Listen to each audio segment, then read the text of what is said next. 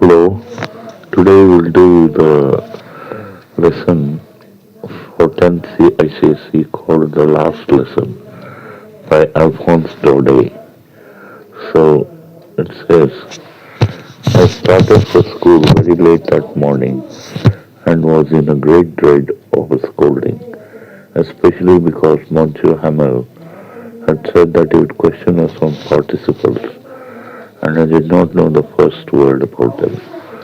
So one day, the narrator, who's probably a very small schoolboy, started for school very late that morning, and he feared that he'd get a scolding from his teacher, Monsieur Hamel, because Monsieur Hamel had said that he would question them on participles. Participles are verbs, forms of verbs. And the narrator, the schoolboy, says he did not know the first word about participles. For a moment, I thought of running away and spending the day out of doors. So for a moment, he thinks about bunking class, playing hooky, and thinks about spending the day out of doors. It was so warm, so bright. It was a bright, sunny morning. The birds were chirping at the edge of the woods, and in the open field back of the sawmill, the Prussian soldiers were drilling. So the birds were chirping. They were singing at the edge of the woods, and in the open field at the back of a sawmill. Sawmill is a wood mill. There were the Prussian soldiers. Prussians are Germans. They were drilling. They were marching up and down, practicing their marches. It was all much more tempting than the rule for participles, but I had the strength to resist and hurried off to school. So, watching the Prussian soldiers marching to and fro on the field at the back of the sawmill was very tempting, but he somehow resisted that temptation and hurried off to school. When I passed the town hall, there was a crowd in front of the bulletin board. So he has to go in front of the town hall, and in the town hall there is a bulletin board, a notice board, and and the people were reading something on the bulletin board, on the notice board. For the last 2 years, all our bad news had come from there. The lost battles, the draft, the orders of the commanding officers. And I thought to myself without stopping, what can be the matter now? So, all the last 2 years there's been a war between France and Germany, and all the bad news for France. The story is set in France, so all the bad news for France for that particular town had come from the notice board in front of the town hall. The news had been about the battles which were lost, the draft. Draft means any young man of suitable age should join the army to fight the war. That is called the draft. And the orders of the commanding officers um, had all come from the notice board in front of the town hall, and without stopping, the schoolboy, the narrator, hurries past it, thinking what could be the matter now. He wonders what the people are reading. Then, as I hurried by as fast as I could go, the blacksmith, Wachter, who was there with his apprentice reading the bulletin, called after me, "Don't go so fast, Bob. You'll get to your school in plenty of time."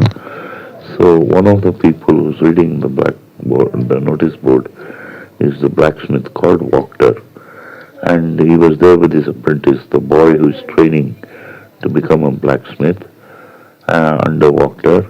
And Wachter was reading the notice board, and he says that there's plenty of time to get to school. I thought he was making fun of me.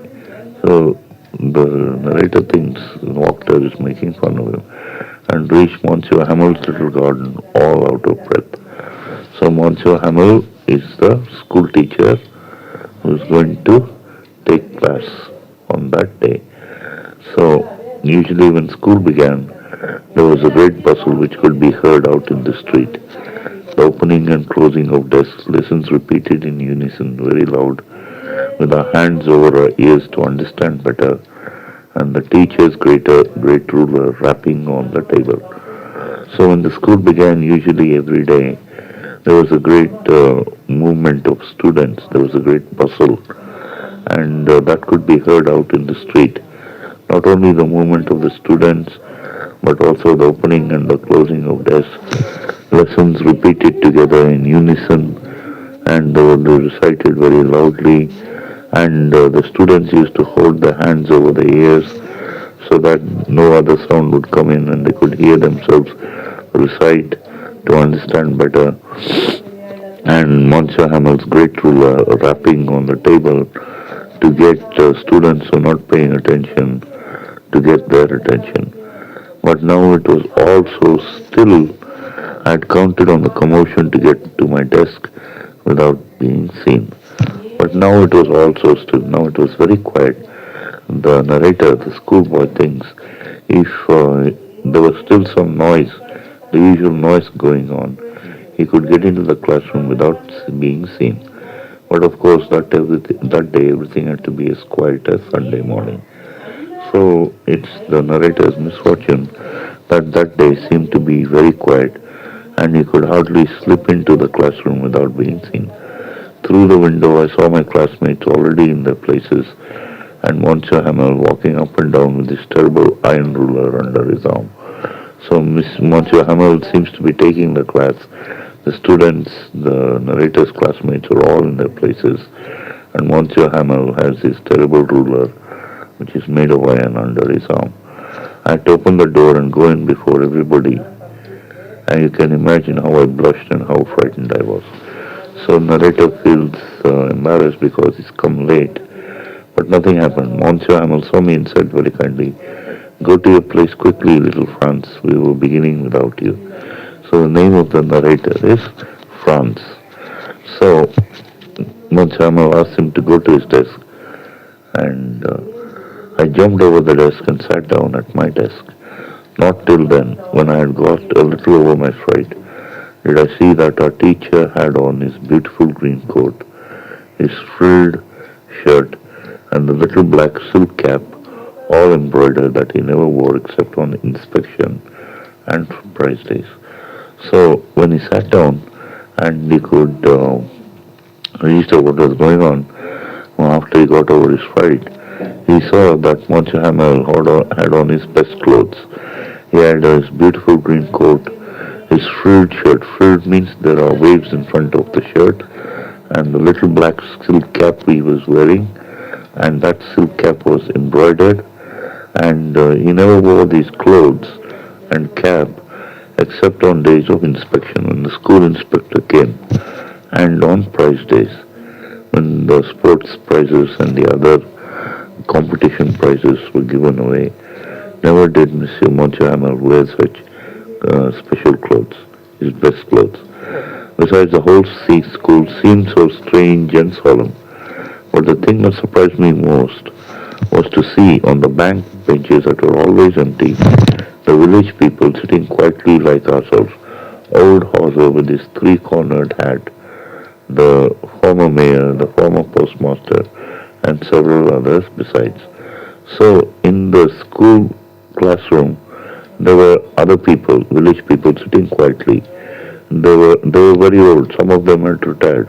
There was old Hauser with his three-cornered hat. The former mayor, the mayor had retired, and the former postmaster, the postmaster had also retired, and several other people besides these. Everybody looked sad, and Hauser had bought an old primer, thumbed at the edges. A primer is children's storybook, and that storybook had read by Hauser many times. So the pages were well thumbed, and he held it open on his knees with his great spectacles lying across the pages, like in the picture, right? So while I was wondering about it all, Monsieur Hamel mounted his chair, and in the same grave and gentle tone which he had used to me, said, "My children, this is the last lesson I shall give you.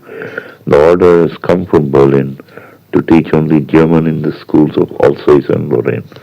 So the war had had its effect on this little town, and in the schools of Alsace and Lorraine, two provinces in France. So the order had come from Germany, which had defeated France, that in the schools of Alsace and Lorraine, only German should be taught and not French. The new master comes tomorrow. This is your last French lesson. I want you to be very attentive. What a thunderclap these words were to me. So Monsieur Hamel's words were shocking to the little narrator, the schoolboy, little Franz. Oh, the wretches, that was what they had put up at the town hall. So he feels that the people who had ordered this, the people in Germany, they were wretched, and that was what the people were reading up at the town hall. My last French lesson. Why, I hardly knew how to write. I should never learn anymore. So he hardly knew how to write French. I must stop there then. Oh, how sorry I was for not learning my lessons, for seeking birds' eggs or going sliding on the Saar.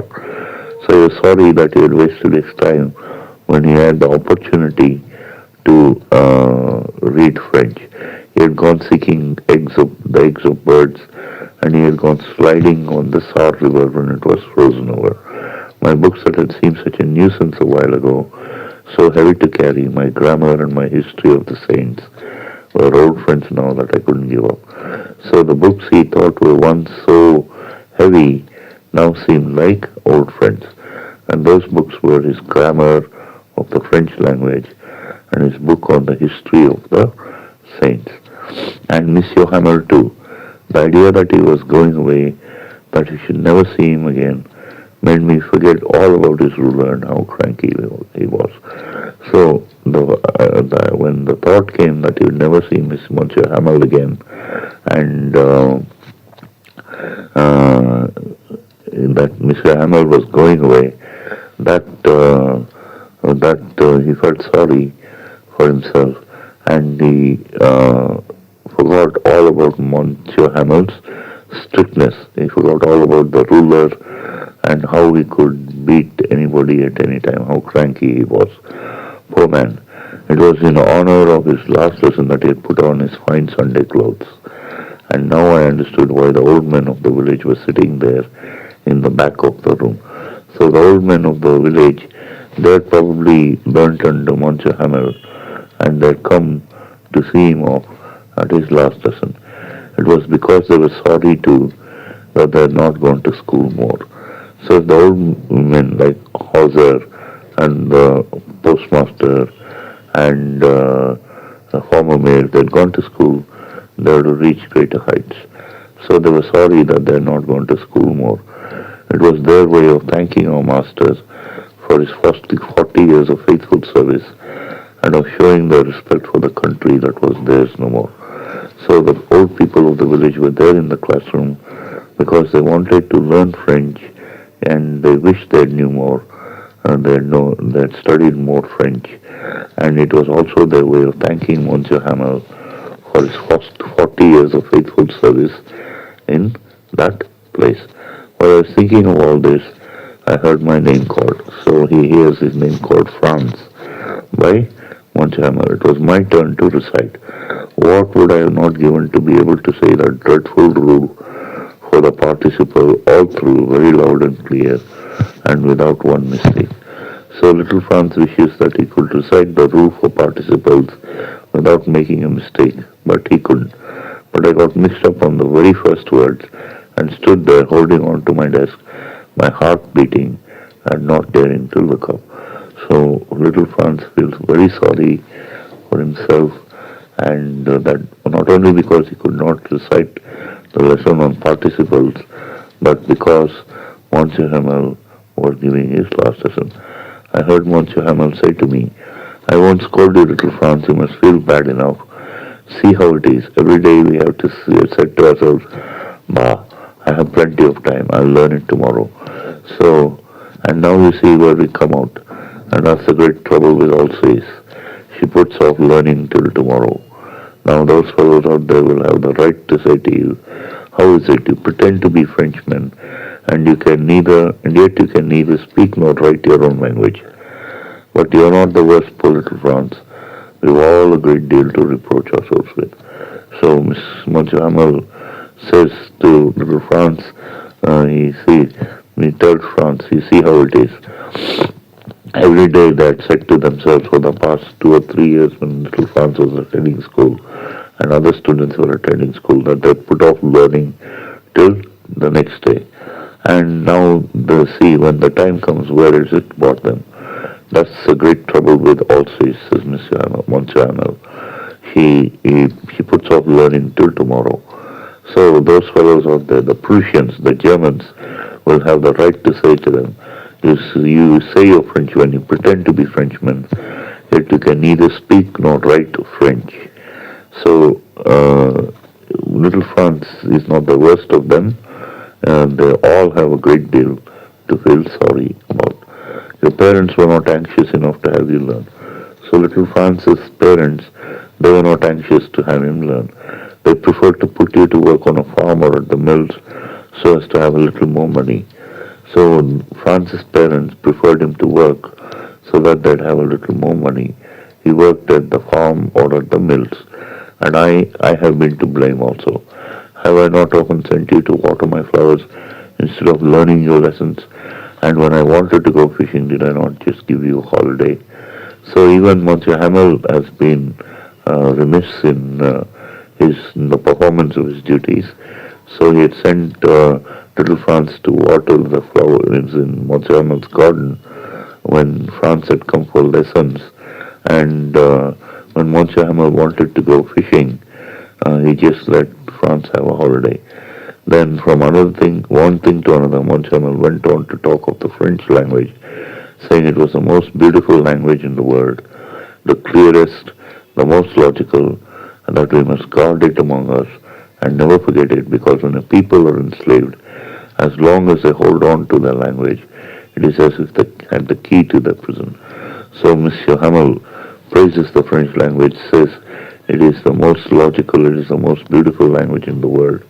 It is the clearest and they must guard the French language, because while they are imprisoned in their own country, the French language is the key to opening the gates of that prison and get their freedom. Then he opened the grammar and read us all our last lesson. I was amazed to see how well I understood it. All he said seemed so easy, so easy. I think, too, that I'd never listened so carefully and that he had never explained anything with so much patience. It seemed almost as if the poor man wanted to give us all he knew before going away and to put it all into our heads at one stroke. So Monsieur Hamel gives the best lesson that is ever given in the last lesson. After the grammar, we had a lesson in writing. That day, Monsieur Hamel had new copies for us.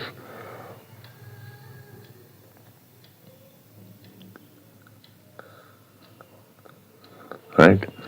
So France Alsace. They look like little flags floating everywhere in the schoolroom, hung from the rod at the top of our desk. So there were little flags hanging everywhere in the schoolroom which said France, Alsace. Alsace is the name of the province in France. You ought to have seen how everyone was set to work and how quiet it was. So whatever task Monsieur Hamel gives them that day, everyone does it quietly. The only sound was the scratching of the pens over the paper. Once some beetles flew in, but nobody paid any attention to them. Not even the littlest ones who wanted to go, who were right on tracing their footsteps, as if that was French too. So whatever task given, even to the littlest youngest students, is done with absolute attention. On the roof, the pigeons cooed very low, and I thought to myself, will they make them sing in German, even the pigeons? So little Franz thinks that even the cooing of the Germans will have to be in German now, that Germany has occupied their territory. When I looked up from my writing, I saw Monsieur Hamel standing motionless in his chair, sitting motionless in his chair, and gazing first at one thing, then at another, as if he wanted to fix in his mind just how everything looked in that little schoolroom. So Monsieur Hamel was sitting absolutely quietly, and he was looking at the room, at the position of the desk, at the whatever is on the ceiling, including the flags on that day, and the windows. So it seemed as if he wanted to fix everything in his memory on that last day of the little schoolroom. Fancy. For 40 years he had been there in the same place with his garden outside the window and his class in front of him, just like that. So he taught for 40 years in that classroom. Only the desks and the benches had been worn smooth. So the desks and the benches had been sat on by generations of students, so they had been worn smooth, they had become smooth. The walnut trees in the gardens were taller, and a hop vine that he had planted himself twined about the windows to the roof. So the garden had been cared for by Monsieur Hamel for 40 years, and he had planted a plant called a hop vine, which he had twirled over, which twined itself, which wound itself around the windows to the roof. How it must have broken his heart to leave it all, poor man, to hear his sister moving about in the room above, packing their trunks. So Monsieur Hamel and his sister were living in the room above the schoolroom, and his sister was packing the trunks, getting ready to move, for they must leave the country the next day. So no French teacher is supposed to stay in France. They had to leave the country of France. But he had the courage to hear every lesson to the very last. So all the lessons he said to the very last. After the writing, we had a lesson in history, and then the babies chanted the ba, ba, bee, boo, boo. So then after the writing, they had a lesson in history, and then the infants, the school, the first standard students chanted their sounds. B, ba, be, bee, boo. That is the sound of the letter B. Down there at the back of the room, old Hauser had put on his spectacles and holding his primer in both hands, spelled the letters with them. So old Hauser, who has just got to the first textbook of school in the first standard, in the very first class, followed the lessons that Monsieur Hamel gave. He traced the sounds with his hand, and he was holding his primer, that is the first textbook, and he spelled the letters as Monsieur Hamel pronounced them. You could see that he too was crying. His voice trembled with emotion, and it was so funny to hear him that we all wanted to laugh and cry. So old Hauser was also tear-stricken that Monsieur Hamel would leave, and his voice trembled with emotion. And it was so funny to hear him laugh, and they all wanted to laugh and to see how funny Hauser was, and to cry because they felt sorry for him and Monsieur Hamel. How well I remember it was that last lesson. All at once the church clock struck 12. In Angelus, at the same moment, the trumpets of the Prussians returning from the drill sounded under our windows. So the soldiers, the German soldiers returning from the drill, and they blow trumpets, and the students hear the sound. Monsieur Hamel stood up very pale in his chair. I never saw him look so tall. My friend said but something choked him. He could not go. Then he turned to the blackboard, took a piece of chalk, and bearing on with all his might, he wrote as large as he could, Vive la France. Vive la France means victory to France. That's what Monsieur Hamel's last words on the blackboard were. Then he stopped and leaned his head against the wall, and without a word he made a gesture to us with his hands. School is dismissed. You can all leave now. So that is the end of the lesson. Thank you.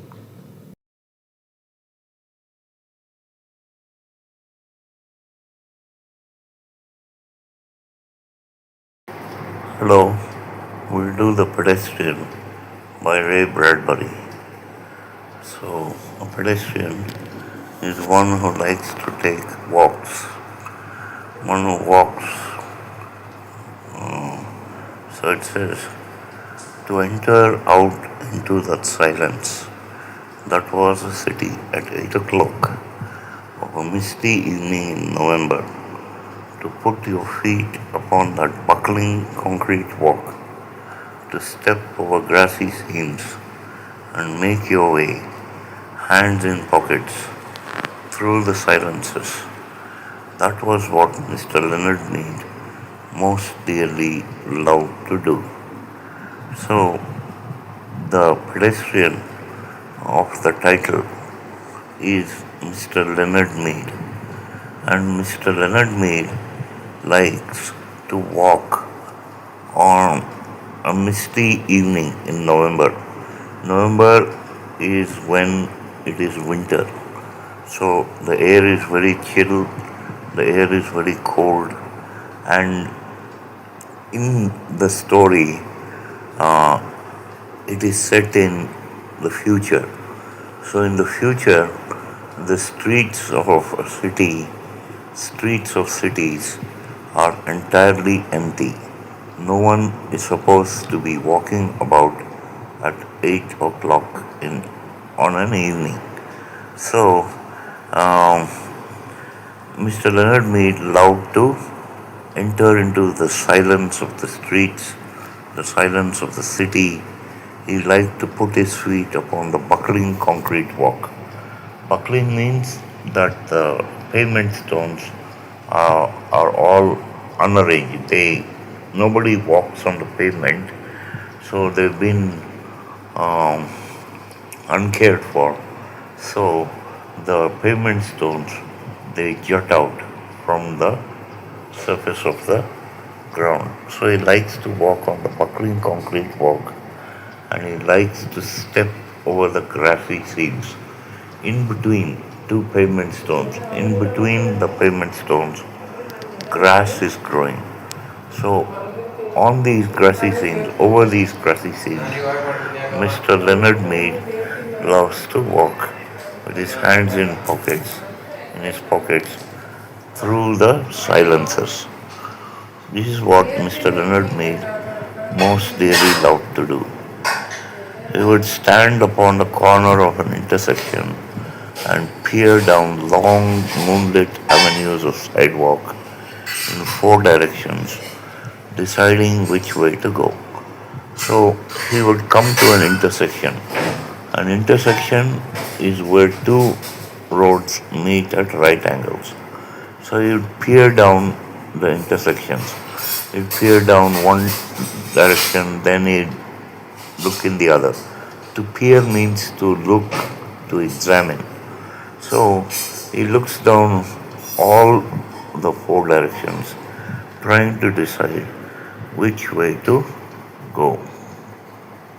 But it really made no difference. So it made no difference whether he went in any of the four directions, because the whole city is empty, the whole city is silent. He was alone in this world of AD 2053, or as good as alone, and with the final decision made, a path selected, he would stride off, sending patterns of frosty air before him like the smoke of a cigar. So, the story is set in AD 2053, and he's alone in that futuristic city, and he would make a decision to go in one of the directions, to go along one of the four roads of the intersection. Then, after the decision was made, he would stride off, he would walk off, and his breath would form fog in the chill November air. And this fog looks like the smoke of a cigar. So sometimes he would walk for hours and miles and return only at midnight to his house. And on his way, he would see the cottages and homes with their dark windows, and it was not unequal to walking through a graveyard where only the faintest glimmers of firefly light appeared in flickers behind the windows. So the city was so silent, so quiet, that all the cottages and homes along his path would be dark, the windows would be dark, the curtains would be drawn, and it was similar, it was not unequal to walking through a graveyard. So the only light that could be seen was like fireflies uh, in the graveyard. So these faint lights used to come from the houses and cottages uh, where the curtains were still undrawn. Sudden grey phantoms seemed to manifest upon those inner room walls where a curtain was still undrawn against the night, or there were whisperings and murmurs where a window in a tomb-like building was still open. So all the houses and cottages had the curtains drawn. So it was absolutely dark along his path, but one or two homes had their curtains still undrawn. And the people of the at that time at 8 o'clock in the evening, the people used to be watching TV, and the light from the screen would fall on the walls of the rooms of the house, and they would look like grey ghosts. And uh, or he would hear the sound of the TV, and these sounds were like whisperings. There were soft sounds, there were murmurs uh, in of the TV where uh, the curtains were still undrawn, and but all the buildings along his path were tomb-like. They were silent and as quiet as tombs. So Mr. Leonard Mead would pause, cock his head, listen, look, and march on, his feet making no sound, no noise on the lumpy walk. So Mr. Leonard Mead would pause when he came to these windows with the curtains still undrawn. He would cock his head. He would turn his head to one side to listen.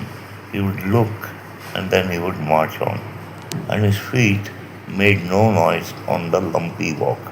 So the walk is full of probably small stones which have come out from the sidewalk. For long ago, he had wisely changed into sneakers when strolling at night because the dogs in intermittent squads would parallel his journey with barkings if he wore hard heels, and lights might click on and faces appear, and an entire street be startled by the passing of a lone figure himself in the early November evening. Oh, so why did his feet make no noise on the sidewalk? Because long ago he had changed from wearing boots with hard heels, he had changed his boots to sneakers.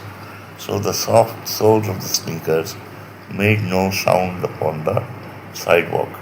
And when he used to wear boots, there would be stray dogs which would come attracted by the sound of his feet on the ground, and these stray dogs would bark at him, and because of the barking of the dogs, people would turn their lights on, and faces might appear in the windows, and the whole street be startled or shocked by the passing of this uh, figure who is alone, that is Mr. Leonard Mead himself, in the early November evening.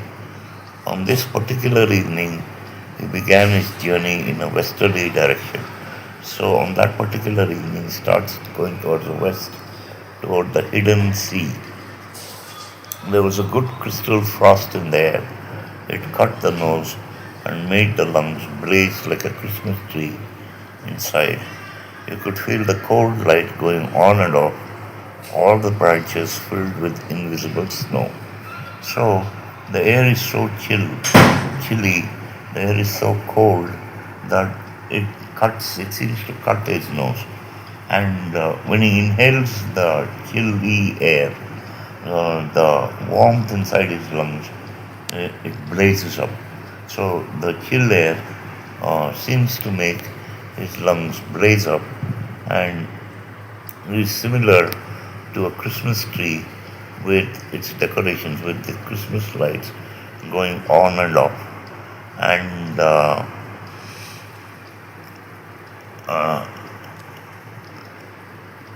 and all the branches, all the uh, things in the nerves inside the lungs would go on and off.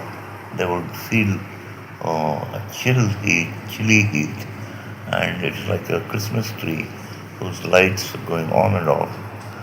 Christmas tree whose branches are filled with invisible snow. He listened to the faint push of his soft shoes through the autumn leaves with satisfaction. So November is still around the time of autumn. Autumn is a time of year when the leaves are shed from the trees. So he listened to the crunching of the leaves under his soft shoes, and he whistled a cold, quiet whistle between his teeth, occasionally picking up a leaf as he passed, examining its skeletal pattern in the infrequent lamplights as he went on, smelling its rusty smell. So he'd step on the leaves. Now and then he'd pick up a rusty leaf, that is, a brownish red leaf, which had dried up. He'd examine it, and he'd see the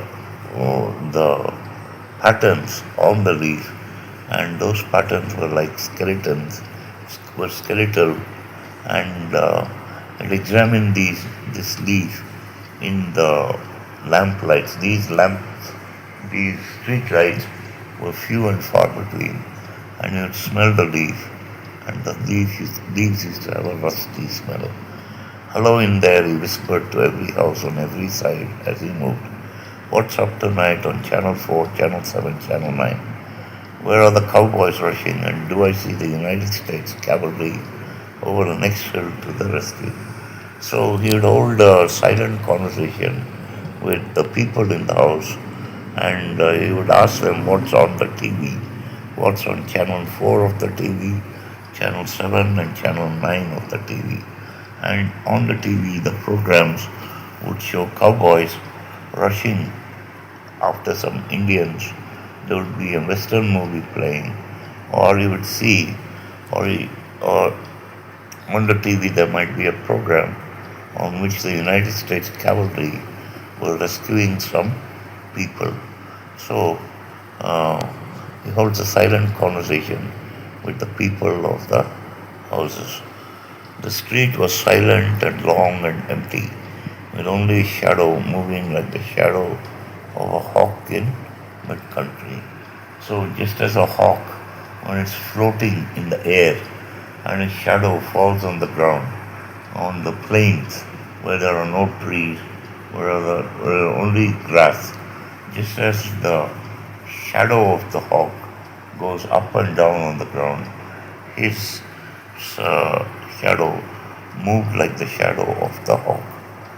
If he closed his eyes and stood very still, frozen, he could imagine himself upon the center of a plain, a wintry, windless Arizona desert. So it didn't take him much imagination to think that he was in the middle of the Arizona desert. All he had to do was close his eyes and imagine that he was in the middle of the wintry, windless Arizona desert. Arizona is a state in the US, one of the 50 states of the US, and much of Arizona is supposed to be a desert with no house in 1,000 miles and only dry riverbeds, the streets for company.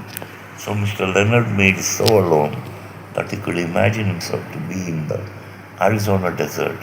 In the Arizona desert, there are no houses for thousands of miles, and the rivers have dried up. There are dry riverbeds, there are streets, and these are the only company that he has at that moment.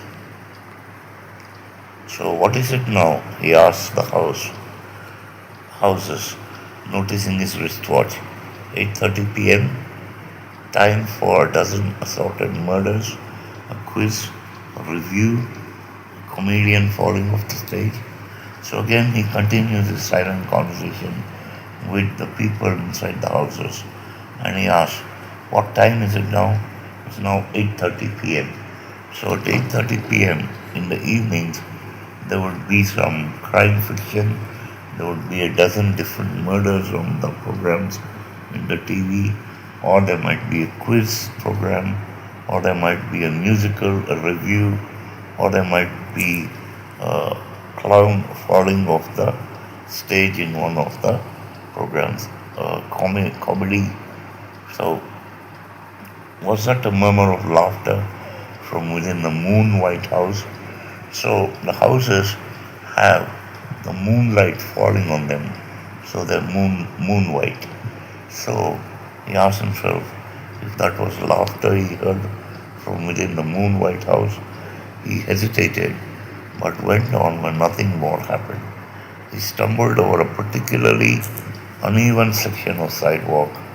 The cement was vanishing under flowers and grass. In 10 years of walking by night or day for thousands of miles, he had never met another person walking, not once in all that time. So the pavements, the sidewalks are broken, and there are flowers and grass growing in between the cement pieces of the sidewalk. And in over 10 years, in around 10 years, he had walked thousands of miles, but he had never met another person walking at all in all that time. He came to a cloverleaf intersection which stood silent, but two main highways crossed the town. So cloverleaf is it's an intersection in which the roads, instead of crossing at right angles, they take curves. So a person can go around the curve of the cloverleaf in the opposite direction, or from on the cloverleaf direction. He may go east or north or west, or he may go back in the direction, or he may go in any of the directions in between. So he came to one of these cloverleaf intersections where two main highways crossed the town. During the day, it was a thunderous surge of cars. So during the day, there was a very loud sound like thunder because the cars used to go along the roads of that cloverleaf intersection. The gas stations would be open in the day, a great insect rustling and ceaseless jockeying for power position as the scarab beetles, a faint incense sputtering from their exhaust, skimmed homewards to the far directions. So by day and by evening, the sound would be very loud. It would be like thunder. The petrol bunks, the gas stations would be open, and the sound of the cars were like great insects rustling, and they would jockey for position, just as a jockey in a horse race tries to overtake each of the other horses. These cars would jockey for position ceaselessly. Ceaselessly means without stopping, and these cars would be like beetles, scarab beetles, and from their exhaust, a faint, sweet, sickly sweet smell would come from the gasoline burnt, and they would skim homeward, they would glide homewards in far directions. But now these highways too were like streams in a dry season, all stone and bed and moon radiance. So at night time, these roads were like a dry riverbed. On the dry riverbed, there would be stones and there would be uh, moonlight. The roads were also empty. There was nothing but stone and moonlight falling on the roads. He turned back on a side street, circling around towards his house. So he turns back in the direction he had come. He was within a block of his destination when the lone car turned a corner quite suddenly and flashed a fierce white cone of light upon him. So suddenly a car comes towards him, and the car has a flashing light. He stood entranced, not unlike a night moth stunned by the illumination and drawn towards it. So the car, which comes in this direction, shines a bright light into his eyes. So for a moment he's stunned. He cannot understand what's going on. And then he's stunned, he stops for a moment, and then he's drawn towards the light. A metallic voice called to him, "Stand still, stay where you are, don't move." So the sound of from the car is not that of a person. In AD 253, 2053, we can imagine that robots would be patrolling in the police cars.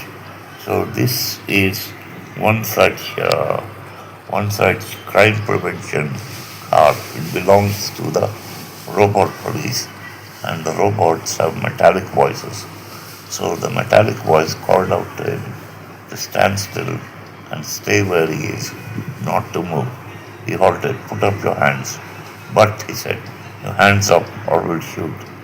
The police, of course, but what a rare, incredible thing. So, in 10 years, he had never come across anybody, but this is the exception. So, he comes across this, and he comes across the police. And it's against the law to be walking alone at night in this city of 2053. So, it is against the law, so he's committing a crime. So this is a very rare thing that is happening. In a city of 3 million, there was only one police car left. So the city had 3 million people, but there was only one police car. Wasn't that correct? Yeah, he tries to remember where he had heard that information. Ever since the year ago, 2052, the election year, the force had been cut down from 3 cars to one. So in 2052, there was an election in the city, and after the election, the party in power decided to reduce the number of patrol cars from 3 to 1. Crime was ebbing. There was no need for the police, save for this one lone car wandering and wandering the empty streets. So crime was decreasing. Crime was at an all-time low, and there was no need for police cars except for this one lone car which was wandering and wandering the empty streets. "Your name?" "Leonard Mead." "Your name," said the police car in a metallic whisper. He couldn't see the men in it for the bright light in his eyes. So the light was shining into his eyes, so he couldn't see into the car. "Leonard Mead," he said. "Speak up." "Leonard Mead." "Business or profession?" "Are you a businessman or do you follow a profession?" "I guess you'd call me a writer." "No profession," said the police car, as if talking to itself. So a writer is not a professional. The light held him fixed, like a museum specimen, needle thrust through chest. So just as in the museum, a zoological museum, the insects are pinned to the showcases with a needle through their chest, the light held Leonard Mead like an insect in a museum. "You might say that," said Mr. Mead. He hadn't written in years. Magazines and books didn't sell anymore. So in 2053, the magazines and books did not sell. So he hadn't written anything in years.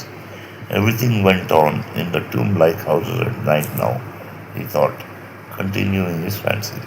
So everybody used to probably work from home in this city of the future. And they used to work at night. The tombs, that is the silent houses, ill-lit by television light, where the people sat like the dead, the grey or multicolored lights touching their faces, but never really touching them. So the people would sit like half-dead people in front of the TV, and the rooms would be dark, and the light from the TV screen. Sometimes the light would be uh, would be multicolored, or sometimes the light would be gray as the scenes changed on the TV screen. The lights would touch their faces, but the people were so unfeeling that every scene on the TV was almost the same to them. So the programs never really moved them or touched them. They did not feel like moving, they did not feel like doing anything. So no profession said the phonograph voice. You see, what are you doing out? So he doesn't have a profession and he's walking alone at night. Walking, said Leonard Mead. Walking? Just walking, he said simply, but his face felt cold. Walking, just walking, walking. Yes, sir. Walking where? For what? Walking for air, walking to see. Your address, 11 South St. James Street. So, and there is air in your house. You have an air conditioner, Mr. Mead. So why should you walk in the night for air? Isn't there an air conditioner in your house, Mr. Mead? Yes. And you have a viewing screen in your house to see with. So what do you want to see in the city uh, by yourself? Don't you have a TV screen with which to watch the programs? So what do you want to see in the city? And Leonard Mead says he doesn't have a viewing screen, he doesn't have a TV. No, there was a crackling quiet that itself was an accusation. So to have a TV screen was an absolute necessity because the people would then be hypnotized by the programs on TV and they wouldn't feel like moving about. And if they move about in the city, then crimes might be committed. So it was absolutely necessary and it was according to law the people should have TVs, viewing screens in the houses to keep them out of the streets. Are you married, Mr. Mead? No, not married, said the police voice behind the fiery beam. So the beam of light is like very bright. The moon was high and clear among the stars, and the houses were grey and silent. Nobody wanted me, so Mr. Leonard Mead said that he is not married because no woman wanted to marry him. Don't speak unless you're spoken to. So the voice tells him not to give his own opinion and only to answer the questions which the voice puts to him. Leonard Mead waited in the cold night. Just walking, Mr. Mead? Yes, but you haven't explained for what purpose. I explained for air and to see and just to walk. Have you done this often?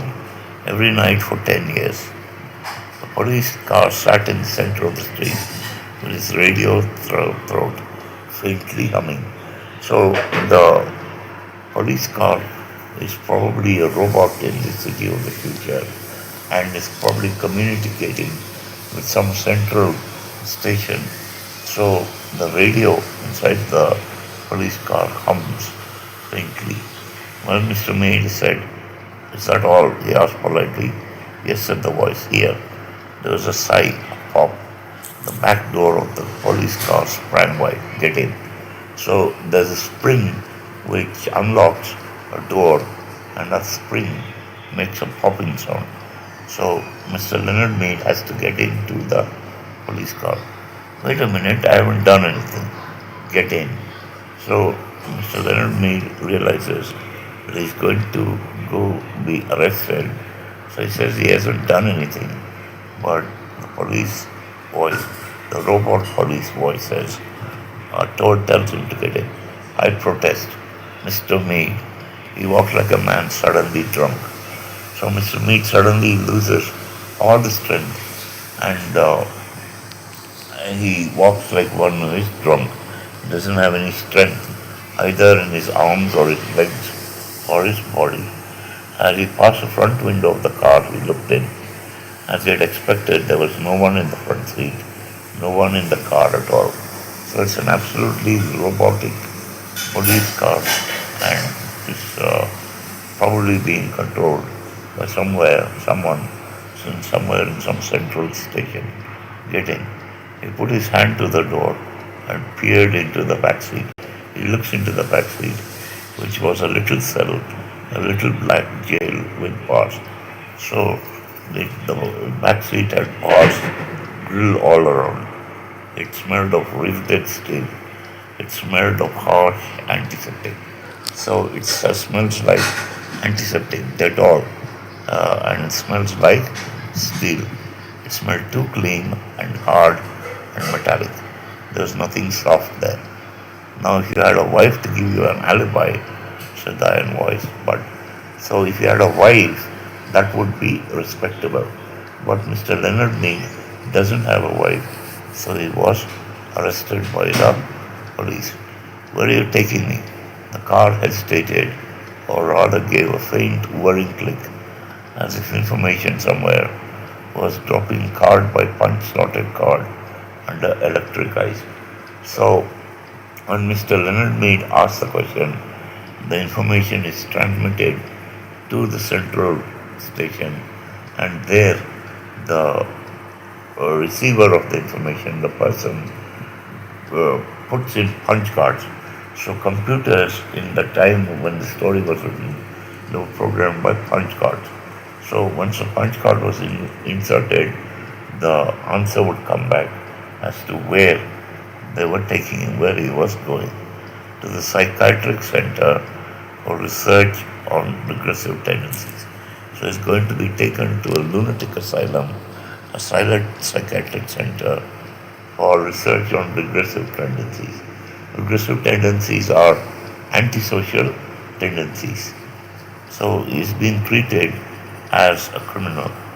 He got in, the door shut with a soft thud. The police car rolled through the night avenues, flashing its dim lights ahead. They passed one house on one street.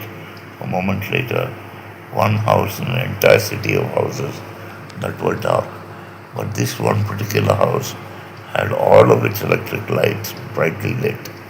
Every window a loud yellow illumination, square and warm in the cool darkness. That's my house, said Melody.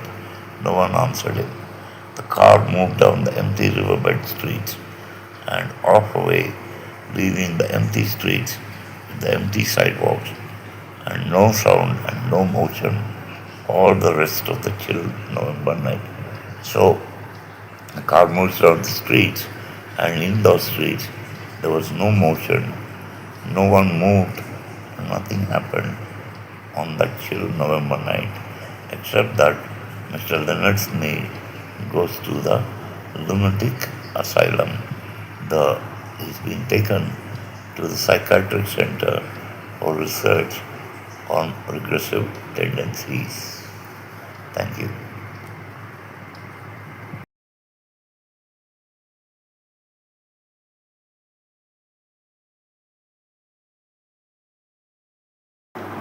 Hello, we'll do the lesson with the photographer by Stephen Leacock. So, narrator, he wants his photographs taken. So he goes to a photographer's shop, photographer's studio, and he says, I want my photograph taken. The photographer looked at me without enthusiasm. The photographer is surprised that anyone should come into his studio, and he looks at him in a sort of dull way. He was a drooping man in a grey suit with the dim eye of a natural scientist. So the photographer was a drooping man. His arms were, his shoulders were bent, his back was bent, and he was probably a little flabby about the stomach, and his head is also turned downwards. So he was a drooping man. Drooping means bent. He was a drooping man, and he was wearing a grey suit, and he had the dim eye of a natural scientist. A natural scientist is one who studies nature. So he studies things like insects, plants, and so on. So if you look into a microscope or look through a magnifying glass at some insect or some plant, the eyes will become dim. So the photographer probably had a hobby and he had the dim eye of a natural scientist. But there is no need to describe him. Everybody knows what a photographer is like. And so everybody knows what a photographer looks like. Sit there, he said, and wait. I waited an hour. The narrator waits an hour in the waiting room. I read the Ladies' Companion for 1912, the Girls' Magazine for 1902, and the Infants' Journal for 1888. So, in the waiting room, on the coffee table, there are some old magazines, and those magazines are the Ladies' Companion, which came out in the year 1912. There was the Girls' Magazine from the year 1902, and the Infants' Journal from the year 1888. So he waits an hour in the waiting room and he reads all these. I began to see that I had done an unwarrantable thing in breaking in on the privacy of this man's scientific pursuits with a face like mine. So the narrator begins to think, after waiting for an hour, that he had done something mistakenly. The photographer was probably doing something else. So the narrator thinks he should not have come to disturb the other's privacy. So he had done an unwarrantable thing, something which cannot be excused, something which cannot be explained. So, and he thinks that his face is also not a very photogenic face, and so the photographer is making him wait for so long. After an hour, the photographer opened the inner door. Come in, he said severely. I went into the studio. Sit down, said the photographer. I sat down in a beam of sunlight, filtered through a sheet of factory cotton hung against a frosted skylight. So the studio is nothing but a room, and on the roof of the room, on the ceiling of the room, there is a skylight. Skylight is something which is placed over the ceilings, over the roofs of older houses, so that sunlight can come in and light the room. And against this frosted skylight, frosted means it's not clear glass; it's frosted glass. That is, it's milky white. So on this over this frosted skylight, the photographer had hung a sheet of factory cotton. He had placed a piece of cotton cloth over the frosted skylight so that the light inside the studio should not become too bright for the photographs to be taken. The photographer rolled a machine into the middle of the room and crawled it into it from behind. So in those days when the story was written, the camera was not held in the hands like it is now. You could not take a picture with the portable camera. The camera was had to be wheeled in on a tripod. Maybe it was placed on a tripod. The tripod had wheels, and it was a very large machine. It was a big machine, and the photographer had to crawl into it from behind, place a piece of black cloth over himself so that the light doesn't come in and spoil the negative, and he had to open the shutter with his hands and press a bulb so that the flash would go off. And it was, all in all, it was a very huge piece of equipment that photographs were taken in. Cameras were very big in those days. He was only in it a second, just time enough for one look at me, and then he was out again, tearing at the cotton sheet and the window panes with a hooked stick, apparently frantic for light and air. So the photographer looks at him through the camera, and he thinks there's not enough light, there's not enough air. So he takes a hooked stick and removes the factory cotton from the skylight, and then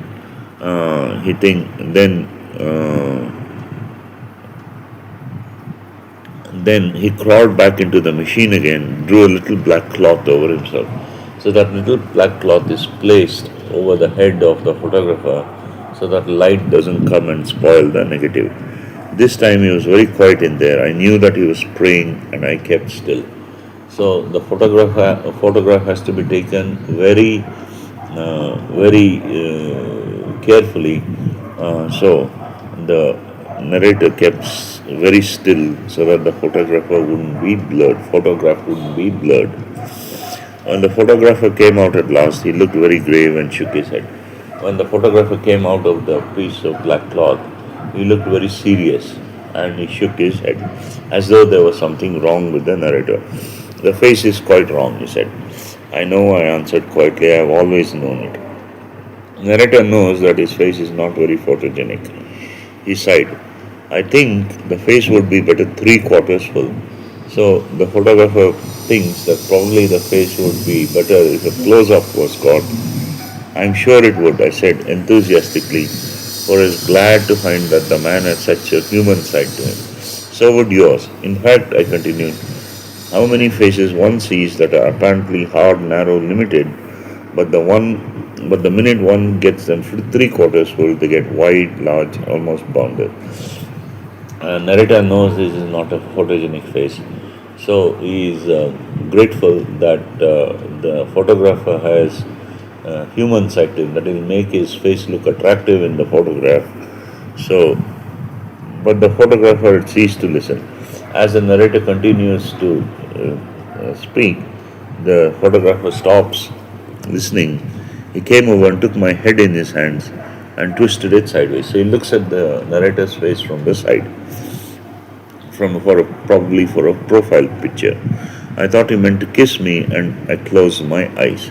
But I was wrong. He twisted my face as far as it would go, and then stood looking at it. He sighed again. I don't like the head, he said. Then he went back to the machine and took another look. Open the mouth a little. I started to do so. Close it, he added quickly. Then he looked again.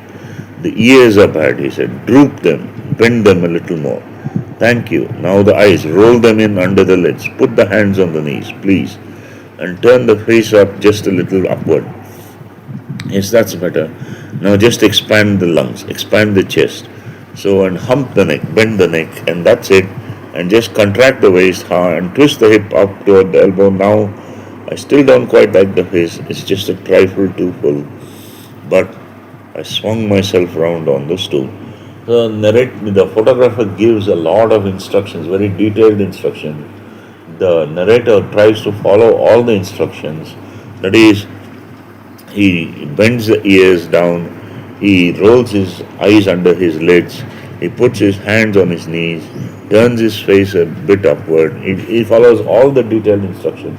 But then it gets a bit too much for him, and the narrator gets really frustrated and he swings round on the stool to stand up. Stop, I said with emotion, but I think with dignity. So the narrator becomes really annoyed and he says, stop. This face is my face. It is not yours, it is mine. I've lived with it for 40 years and I know its faults. I know it's out of drawing. It means he knows it's not worthy to be drawn. I know it wasn't made for me, but it's my face, the only one I have. So he starts to defend his face. He says that he cannot do anything about his face. That's the way it is. I was conscious of a break in my voice, but I went on. So he becomes almost desperate because he cannot do a thing about the way he looks. So because he's helpless, his voice, he cannot continue to defend his face, so his voice breaks a little. But he goes on. Such as it is, I've learned to love it, and this is my mouth, not yours. These ears are mine, and if your machine is too narrow, here I started to rise from the seat. So he starts to get up and sneak. The photographer had pulled a string. The photograph taken. I could see the machine still staggering from the shock. So the photographer presses a bulb just as the narrator gets so frustrated that he doesn't want to sit for the photograph anymore. Just as he's about to rise from this seat, the photographer clicks the picture and the photograph is taken. And the machine was, the flash bulb went off and the machine was shaking from the shock of that thing.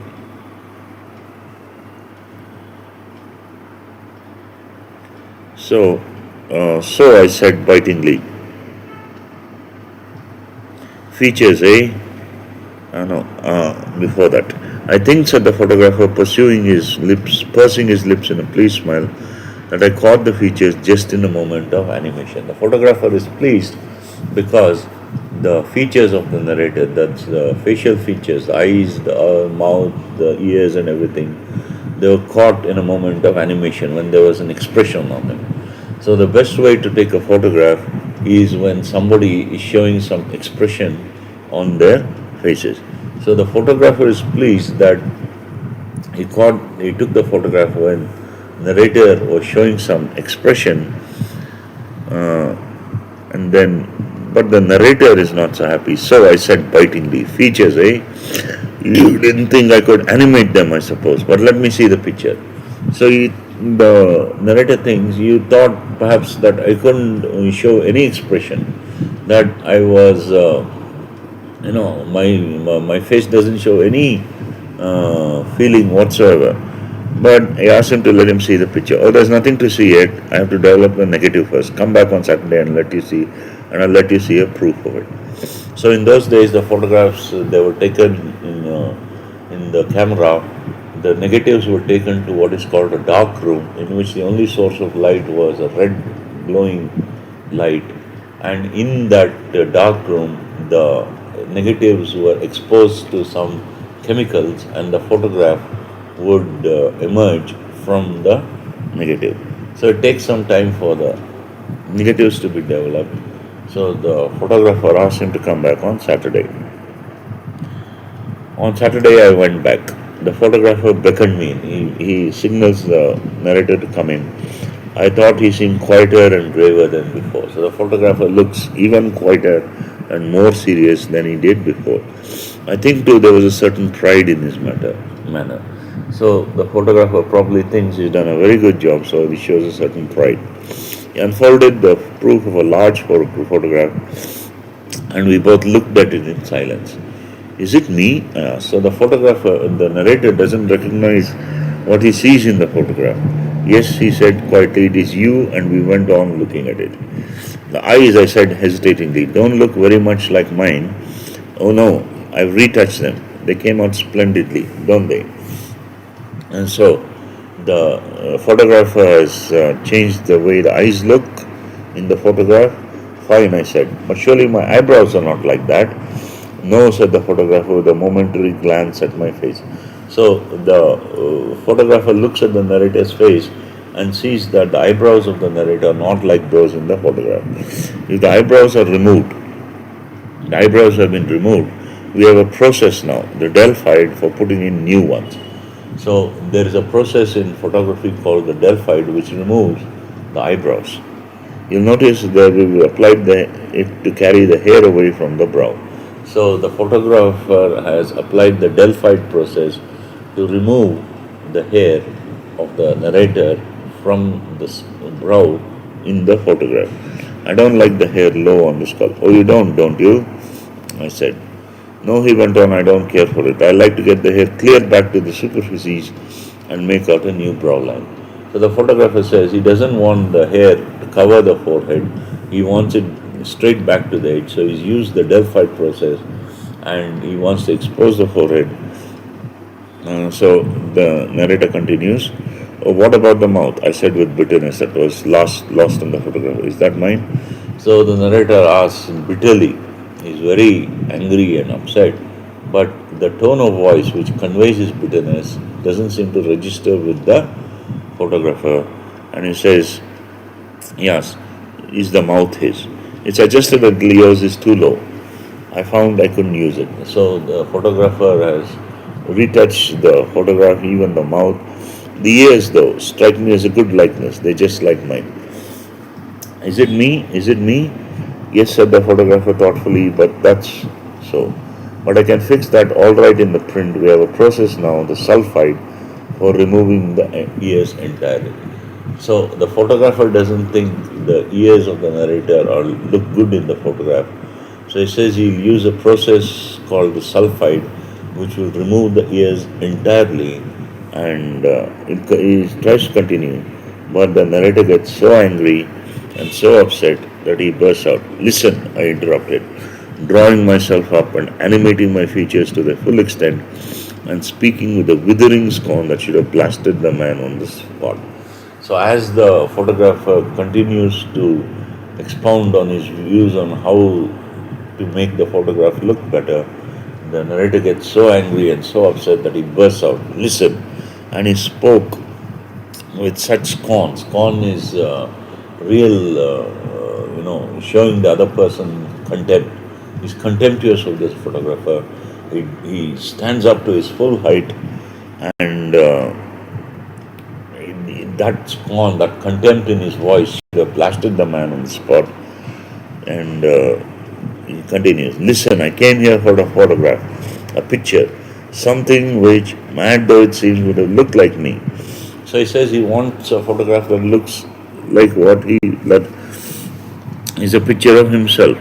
I wanted something that would depict my face as heaven gave it to me, humble though the gift may have been. So he says, my face is not a very photogenic face, not a very handsome face, but you see, heaven has given it to me, and I want the photograph of my face. I don't want it retouched, I don't want it redone, I don't want the features to be changed. I want a photograph of me that looks like me. That's what he wanted to say.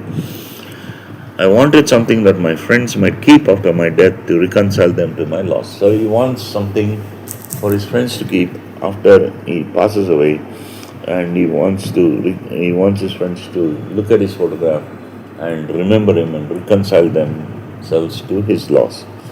It seems that I was mistaken. What I wanted is no longer done.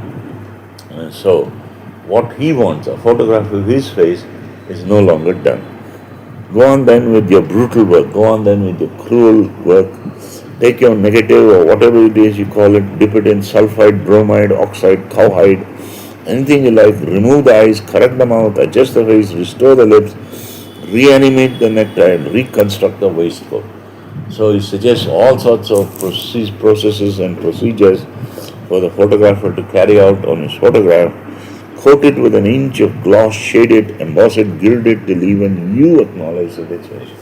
So he asks the photographer to change the photograph as much as he wants with whatever procedures, whatever processes that he can think of. Then, when you have done all that, keep it for yourself and your friends. They may value it. So, keep the photograph for yourself after you've done it to your satisfaction, after you retouch it to your satisfaction. To me, it is a worthless bauble. So, as it is, the photograph that has been taken is worthless. It is something like a piece of plastic jewel. So it's a worthless bauble. The photograph as it is. So the narrator gets really angry, upset, and frustrated, and he leaves the photographer's shop. Thank you.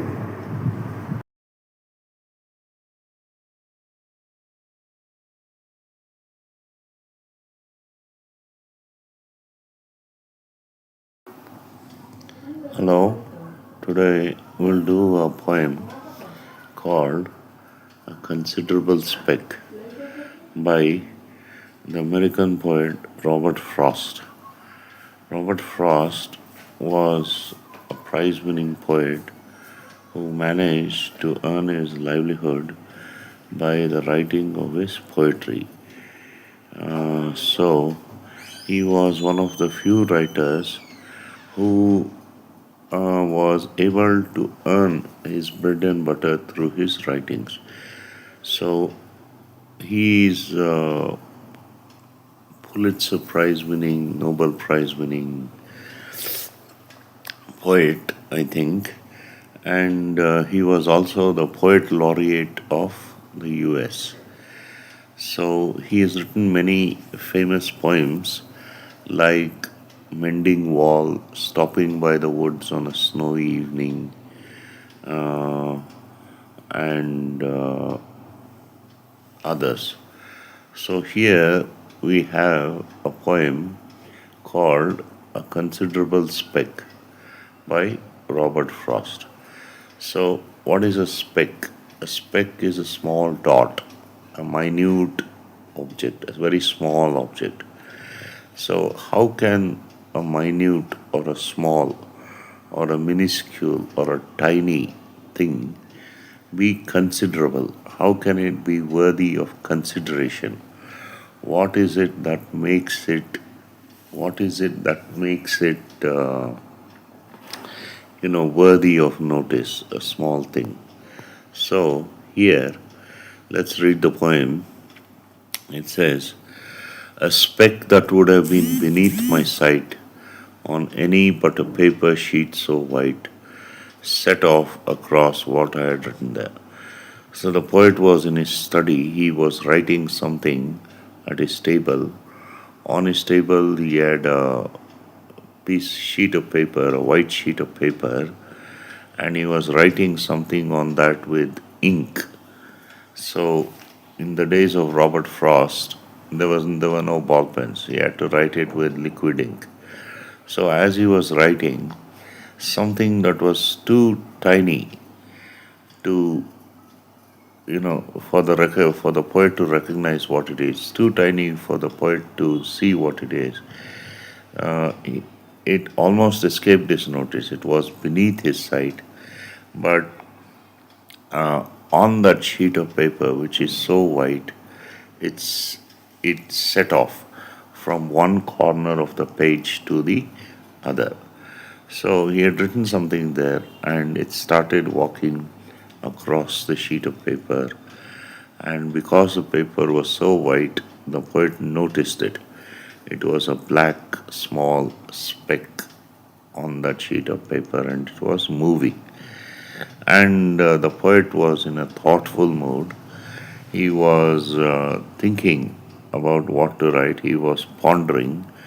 And as he was thinking or pondering, he had idly lifted his pen, and he says, "And I had idly poised my pen in air to stop it with a period of ink." So he thought of drowning that creature in his ink. He thought of, squirting that insect or mite or whatever it was with a small drop of ink from his pen. And that would have marked its period. It would have been drowned. Period mark means the end.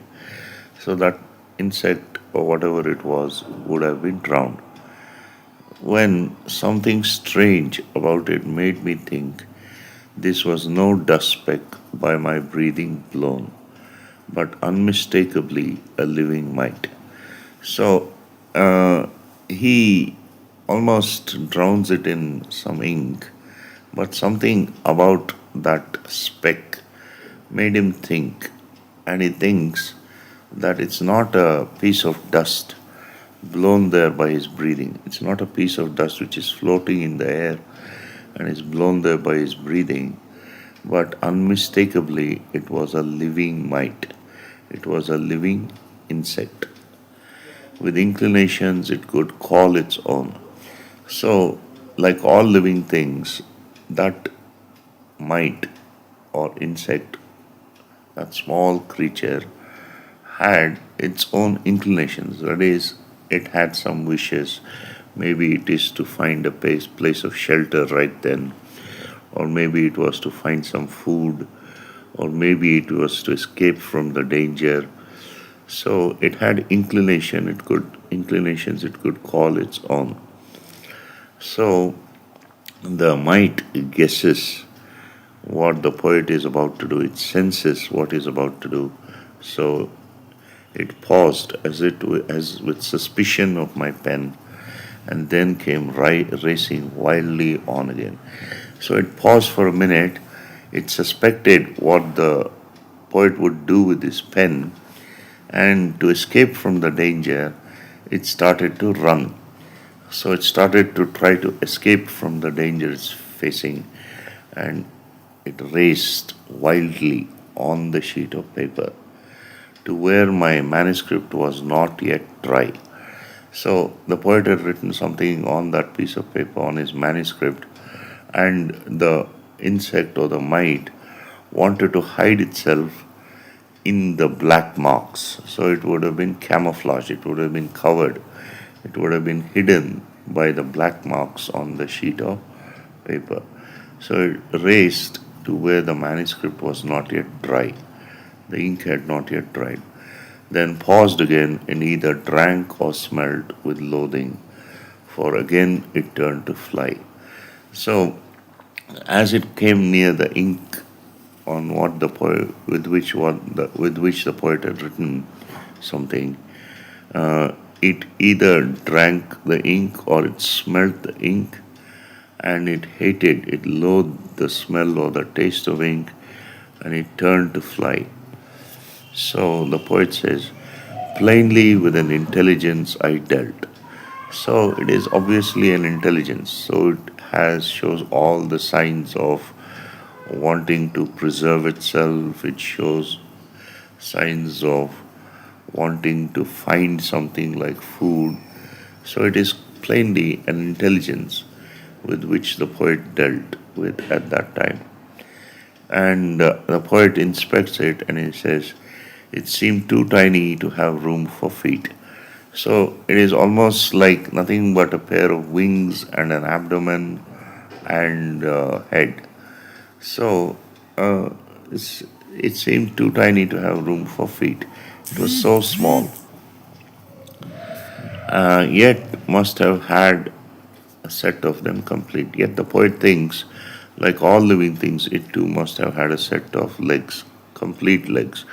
So it might have four legs or it might have three pairs of legs, like many insects do. It must have had a set of them complete to express how much it didn't want to die. So legs are primarily used by organisms to escape from danger. So the poet thinks it wanted to express how much it didn't want to die by using its legs. It ran with terror and with cunning crept. So it was overcome by fear and it creeped along the paper with cunning. It faltered, it hesitated, it couldn't decide which way to go. I could see it hesitates. Then in the middle of the open sheet, cowered down in desperation to accept whatever I accorded it of fate. So in the middle of the sheet, it just sank down. It almost seemed to collapse, and it had resigned itself to its fate. Whatever the poet did next, that would be its fate. Whether he drowned it in ink, whether he squashed it with his thumb, whether he flicked it with his finger to make it, to get it off the sheet of paper, to make and then give it life. Whatever the poet had accorded it of its fate, whatever the poet had decided to make it live or die, it resigned it, it cowered down in desperation. And the poet says, I have none of the tenderer than thou collectivistic regimenting love with which the modern world is being swept. So the poet says, in the modern world, people are too friendly with each other. There's a collectivistic. Collectivistic means that it spreads across the whole of humanity, and it's regimenting. Regimenting means it's like orderly. It is almost the rule, the unwritten rule, that everybody should love each other, everybody should care for each other, and everybody should be concerned or considerate of each other. And the poet says, he has none of that tenderer than thou. So I am tenderer than you, and you are tenderer than me. So we should treat each other with tenderness. The poet says he has none of that tenderer than thou, collectivistic regimenting love with which the modern world is being swept. So the modern world is swept with this care and concern for others. And he says he has none of that. But this poor microscopic item now. So he doesn't really care much about that insect, but he considers this poor microscopic item now, this insect which can only be visible under a microscope. Since it was nothing I knew evil of, I let it lie there till I hope it slept. So he doesn't know anything, that he doesn't think it's evil, he doesn't think it's bad. So he just lets it lie there and he hopes it went to sleep. And the poet finally gives the moral of the poem. He says, I have a mind myself and recognize mind when I meet it with any guise. No one can know how glad I am to find on any sheet the least display of mind. So he says, the poet says, he has a mind himself. He is intelligent. He is able to use his mind. He is able to use his, you know, his rationality, intelligence, and so on. And because he has intelligence, he recognizes another form of intelligence whenever he meets it in any guise. It can be a person, and now it is in the form of this mite or in this form of this insect. And he says he is intelligent and he recognizes intelligence in the insect. No one can know, he says, how glad I am to find on any sheet the least display of mind. So the poet says that on sheets of paper, much is printed. Millions and millions of books come out every year in the world, and much is published, but little printed. So there are a lot of books published, but there's hardly anything of real value in those millions and millions of books. So he says that whenever he sees any intelligence on any sheet of paper, as he's doing then with that might, then he says no one can guess how glad he is to find, intelligence displayed on a sheet of paper.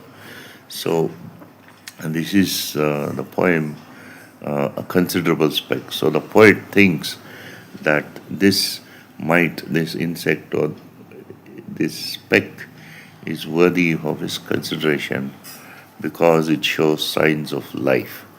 So, thank you.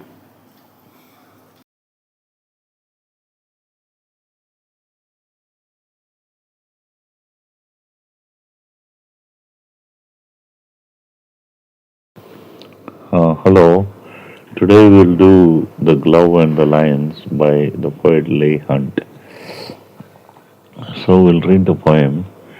King Francis was a hearty king and loved a royal sport.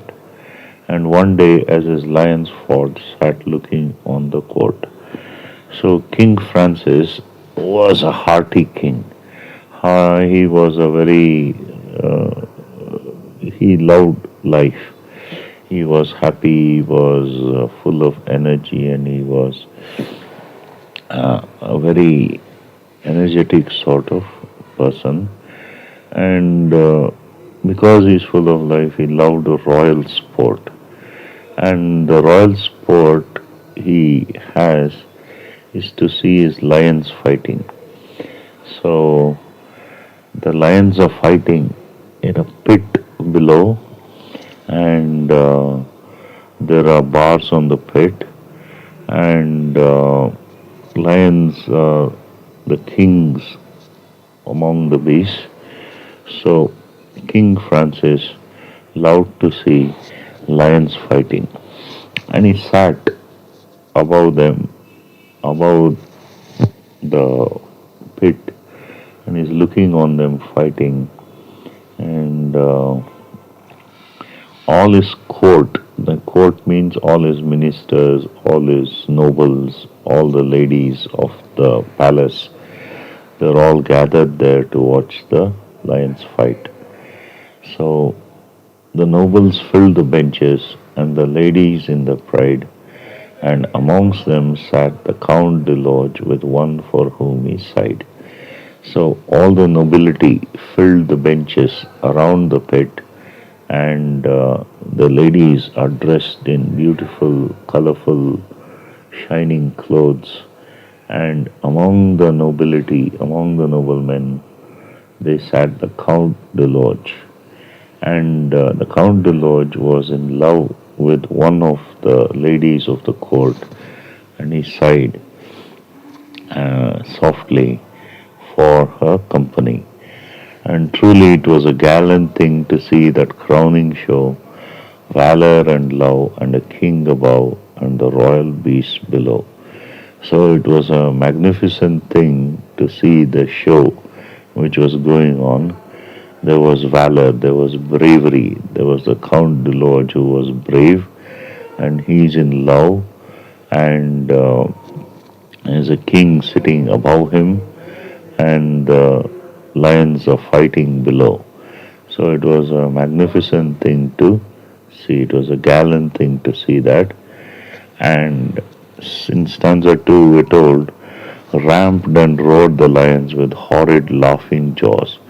So the lions open their jaws wide, they roar and they jump, they ramp up and down, and, and their jaws are truly horrifying because they're full of sharp canine teeth, and they roar, they bit, they glared, gave blows like beams. The wind went with their paws. So they bit each other, they looked angrily at each other, they glared at each other, and each blow could have killed a man in less than a second. The blows were like beams, like a beam of wood which falls from the roof. So they gave blows like beams, and as they struck with their paws, the wind was fanned by the huge, powerful, sharp claws of the lions. With wallowing might and stifled roar, they rolled on one another. So their might was so strong that they could roll around. They were such magnificent beasts, such huge beasts, that when they moved, they seemed to roll from side to side. They wallowed in their strength, in their might, and the roars were cut short by each other's blows. The roars were stifled, and they rolled on one another, till all the pit with sand and mane was in a thunderous smother. So the pit in which the lions were fighting was in a thunderous smother. It was smothered by the sound of the lions, the blood, and everything. The bloody foam above the bars came whisking through the air. So the mixture of blood and spittle from the lions' mouths, it came floating through the air above the bars.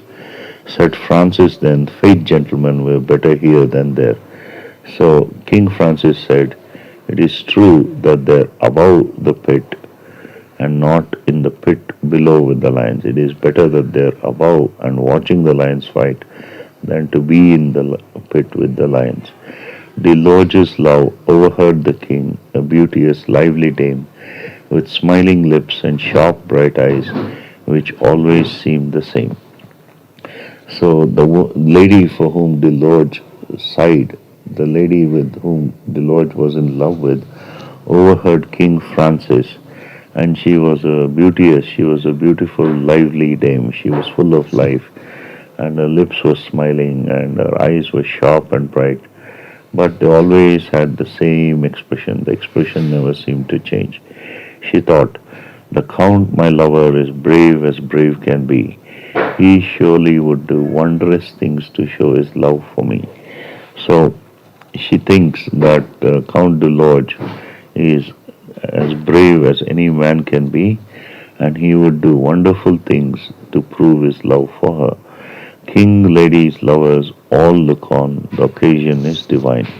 I'll drop my glove to prove his love, great glory will be mine. So all the nobility, including the kings, the ladies, and gentlemen of the court, are all looking on, and it's the perfect time, it's a perfect occasion. So she says that she'll ask Count de Lodge to prove his love for her by dropping her glove into the pit. And Count de Lodge should jump into the pit and retrieve her gloves to prove his love for her. She dropped her glove to prove his love. He then looked at him and smiled. So she dropped her glove into the pit and then looked at him meaningfully and smiled at him. In Count Deloge, he bowed and in a moment leaped among the lions wild. So the Count acquiesces, he agrees, silently he nods and he bows, and in a moment he leaped into the pit in where the lions were fighting. The leap was quick, the return was quick, he regained his place. So he jumped in and out of the pit very quickly and he sat back in his place. Then threw the glove, but not with love, right in the lady's face. So he's proved how brave he is, but it was not suitable for the lady to make him prove his love like that. So she throws the glove without love right in the lady's face. By God, said Francis, rightly done, and he rose from where he sat. No, not love, quoth he, but vanity sets love a task like that. So King Francis says that Count de Lodge, by almost slapping the lady with her glove, which he had retrieved from the pit, that was rightly done. And King Francis rises from his throne and he says, it's not love but vanity. Vanity is love of oneself that sets uh, a task like that to prove someone's love for her. Thank you.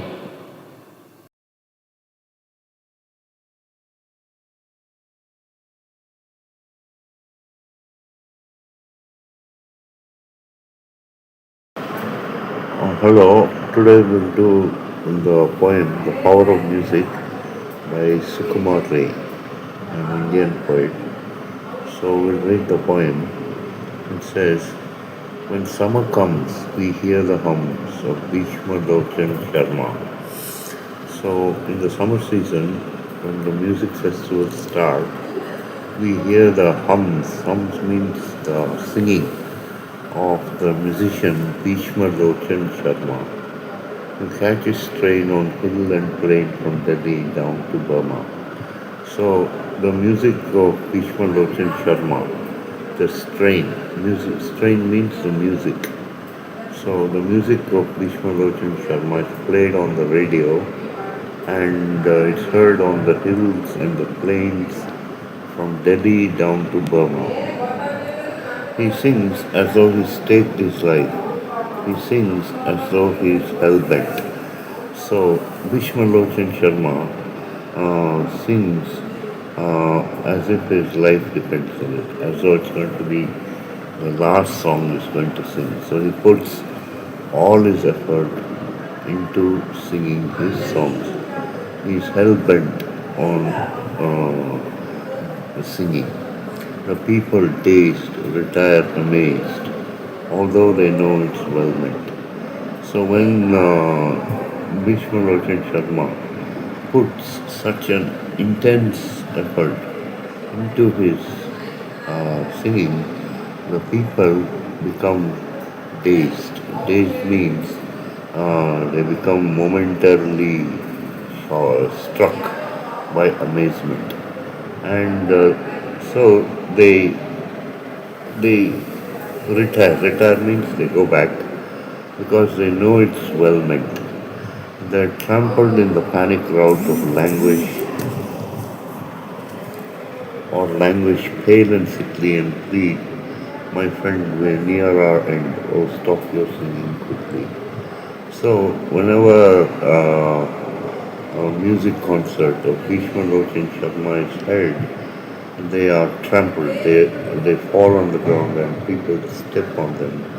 They're trampled in the panic rout. So people flock to hear Bhishma Lochan Sharma's songs. Or they languish, pale and sickly. Languish means they become ill. When they listen to his songs, they become pale and sickly. And they plead with Bhishma Lochan Sharma. They say they're near their end. They ask him to stop his singing quickly. The bullock carts are overturned and horses line the roadside. So at the venue of the concerts, people come in bullock carts to listen to him. Maybe it's a village fair and the bullock carts and horses, they are coming to the venue, that is the village fair where Bhishma Lochin Sharma holds his concert. And these animals and bullock carts, they line the roadside. But Bhishma Lochin Sharma, unconcerned, goes booming on his broadside.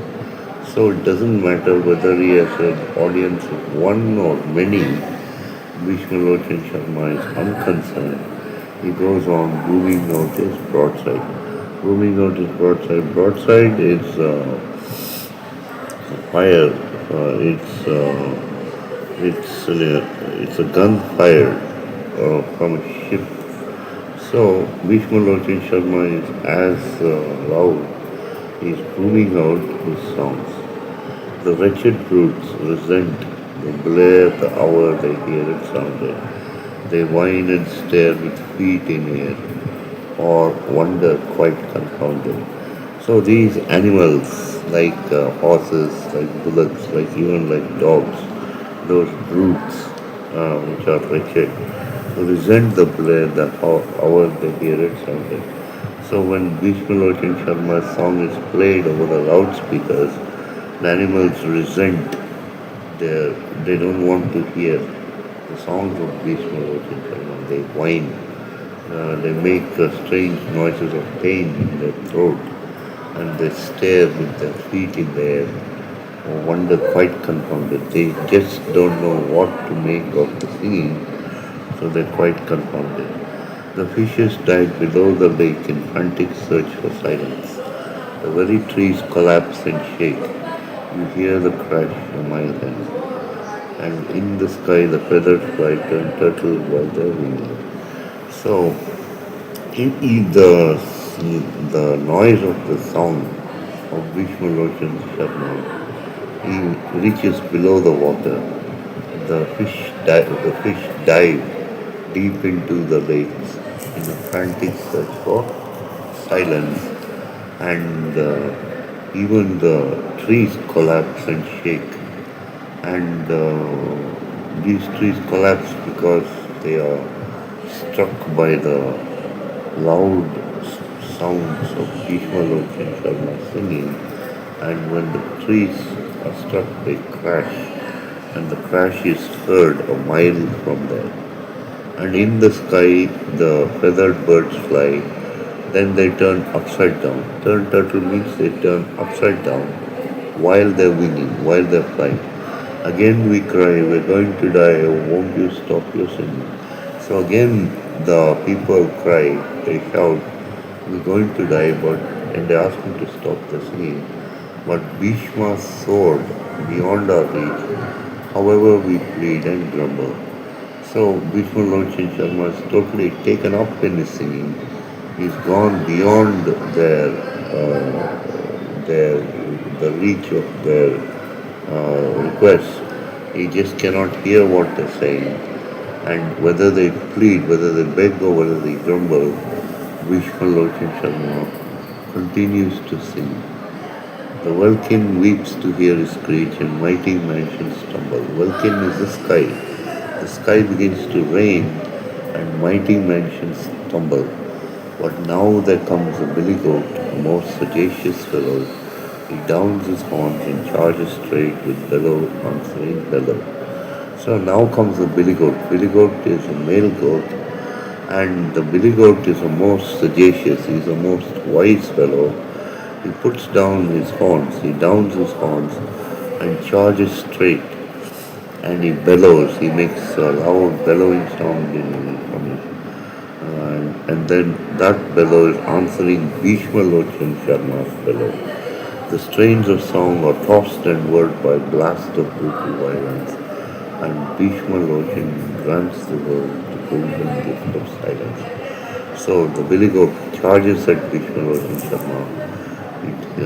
It strikes him from behind, and the strains of the music of the songs of Bhishma Lochan Sharma are tossed round and round, and the world by this blast of cruel or brutal violence, and Bhishma Lochan Sharma finally grants the world the golden gift of silence. So this is the power of music by Sukumar Ray. Thank you.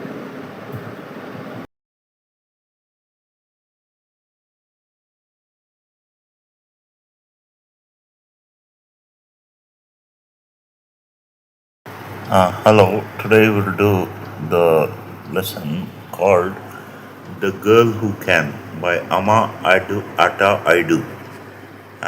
So we are on page 10 of the text. So it says, "They say I was born in Hasdozi, and it's a very big village in the central region of our country, Ghana. So, Ghana is a country in Africa. Africa is a continent. So, in the central region of Ghana, there is a village called Hazodzi, and the narrator was born in that village. They also say that when all of Africa is not choking under a drought, Hazodzi lies in a very fertile lowland in a district known for its good soil. So here Hazodzi is very fortunate because when all the rest of Africa is drought prone, drought ridden, drought is absence of rain. Africa is a very hot continent. So when the rest of Africa is suffering from drought, Hazodzi, it its place, it lies in a very fertile lowland in a district known for its good soil. So the soil and the position of Hazodzi make it very fertile. That is, crops probably grow all the year round, and there's no shortage of water in Hazodzi. So next we're told maybe that is why anytime I don't finish eating my food, Nana says, "You, Adjoa, you don't know what life is about. You don't know what problems there are in this life." So, Nana is probably the grandmother of Adjoa. Adjoa is the little girl who is the narrator of the story.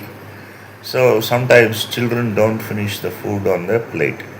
So then, when Adjoa does that, when she doesn't finish the food on her plate, Nana says to her, "You don't know what problems there are in this life."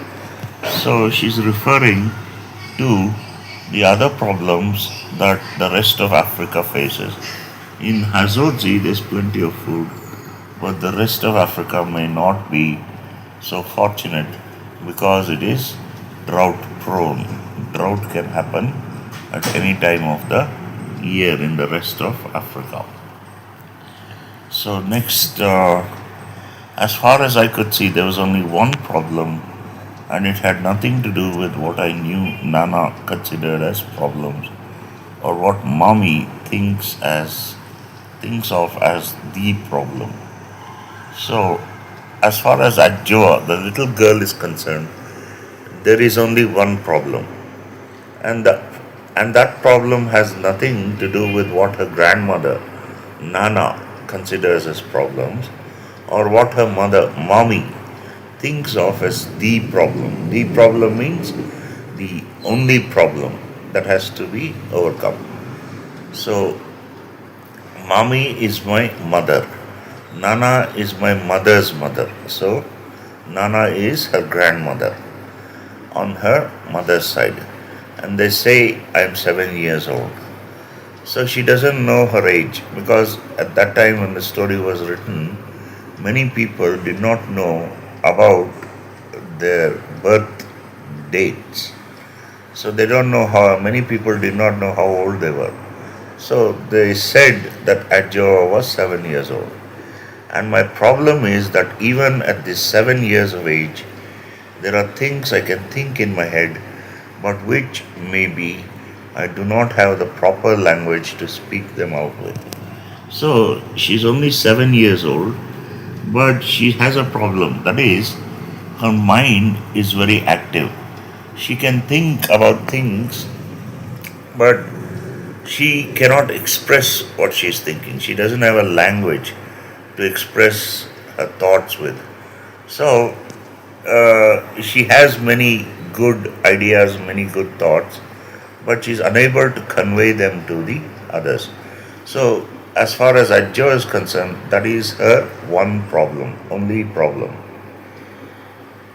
And that I think is a very serious problem. So she thinks, not being able to tell others about what she is thinking about, what her ideas are, that is a very serious problem. Because it's always difficult to decide whether to keep quiet and not say any of the things that come into my head or say them and get laughed at.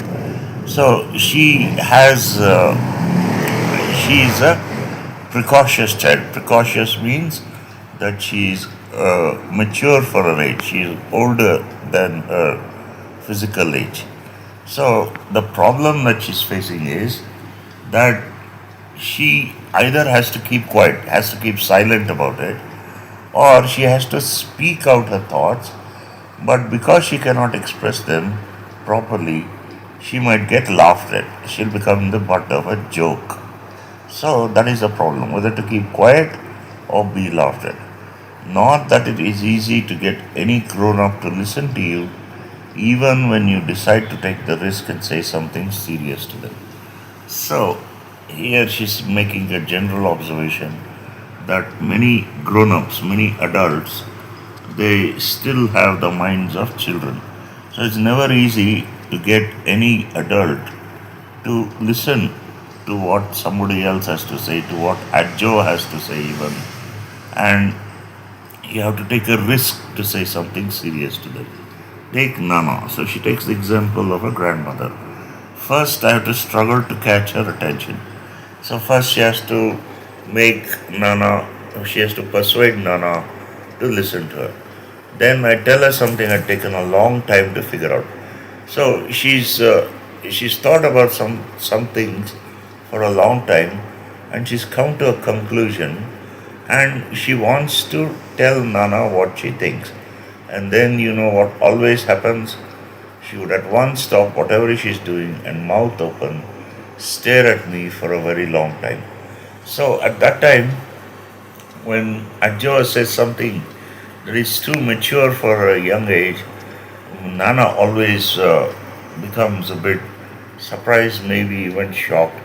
She stops whatever she's doing and her mouth falls open and she looks and stares at Adjoa for a very long time because she cannot believe that Adjoa has such, can be so mature. Then bending and turning her head slightly so that one ear comes down towards me, she'll say in that voice, Adjoa, you say what? So, and then after she shows her disbelief at what Adjoa is saying, she turns her head slightly so that one of her ears comes close to Adjoa, and then uh, and then she says in that voice. That voice is that voice she always uses to show her disbelief, to show her surprise, to show her astonishment. Adjoa, you say what? So she doesn't want Adjoa to say anything that is beyond her age. After I repeated whatever I said, she would either still in that voice ask me, never, never, never, but never to repeat that. So Nana always insists that Adjoa behaves according to her age, not take too much, to not take too much, uh, too many, uh, too many, uh, so she'll ask Adjoa never to repeat that. That refers to whatever Adjoa has just said. Or she would immediately burst out laughing. So maybe because Adjoa hasn't been able to express herself properly, Nana will always burst out laughing. Or if she has understood what Adjoa said, she wants Adjoa to act her age, and she'll tell Adjoa never to repeat that. She would laugh and laugh and laugh until tears ran down her cheeks, and she would stop whatever she is doing, and wipe away the tears with the hanging edges of her cloth. So sometimes Adjoa's uh, attempt to express herself would be so funny that Nana would burst out laughing. She would laugh till she cried, till the tears ran down her cheeks, and then she'd wipe the tears away with the edges of her cloth. And she'd continue laughing until she's completely tired. So until she becomes tired, she would laugh. So naturally, this becomes very discouraging for Adjoa. But then, as soon as another person comes by, just to make sure she doesn't forget whatever it was I had said, she would repeat it to her. So, if another person comes there by chance, in order not to forget what Adjoa has said, Nana would repeat that whatever Adjoa had said to the second person to not forget it. And then, of course, there would be two old people laughing and screaming with tears running down their faces. So the elders just cannot believe whatever Adjoa's ideas are. So this becomes very, Adjoa becomes very despondent and discouraged.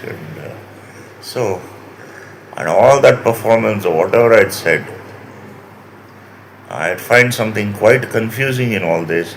That is, no one ever explains to me why sometimes I shouldn't repeat some things I say, while at other times, some other things I would say would not only be alright, but would be considered so funny they would be repeated so many times for so many people's enjoyment. So, to Adjoa, it seems quite natural whatever she's saying, but sometimes the adults think that Adjoa is she's too mature for her age. She shouldn't say such things. And at other times, Adjoa could never understand why people would burst out laughing. And some of the things which she said would be considered so funny and they would be repeated so many times for so many people. So to her, it's quite natural whatever she's thinking, but other people think some things she says are serious and some things are funny. You see how neither way of hearing me out encourage me to express my thoughts too often. So she becomes she's trying to express herself, but the responses she gets are very disheartening. They're very discouraging. So neither of the ways, either telling her not to repeat herself or laughing out loud at her, neither of the ways of listening to her express, encourage her to express her thoughts. Like all this business to do with my legs, uh, I have always wanted to tell them not to worry. I mean, Nana and my mother, that did not have to be an issue for my two favorite people to fight over. So Adjoa's legs, whatever there was, either they were too long or they were too thin or they were too, whatever it was, Nana and Mommy would always have a difference of opinion about the length of Adjoa's legs. So they always argued over this issue of Adjoa's legs. So Adjoa wanted to tell them both that they should not fight over something because they were her two favorite people and she did not want to see them quarreling. When I think back on it now, those two, Nana and my mother, must have been discussing my legs from the very day I was born. So, what I'm sure of is when I came out of the land of sweet, soft silence into the world of noise and comprehension, the first topic I met was my legs. So, when she was old enough to understand what other people were saying, when she thinks back on that now, that the first thing she understood was that Nana and Mommy were speaking of Adjoa's legs. So when she was came out of the land of sweet soft silence. That is when she came out of the innocence of infancy. As soon as she could understand what other people were saying, she understood that Nana and Mommy were speaking about her legs. That discussion was repeated very regularly. So her legs, the topic of her legs was discussed repeatedly, regularly. Nana, do you know Kaya? I thank my God that your very first child is female. But Kaya, I am not sure about her legs. So Kaya is probably the name of mommy, that is Ajwa's mother.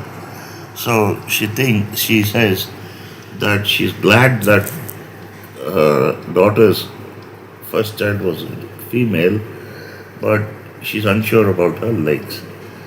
And Nana would shake her head. Mommy, mother, why are you always complaining about Ajwa's legs? If you ask me. So, Nana, they're too thin, and I'm not asking you.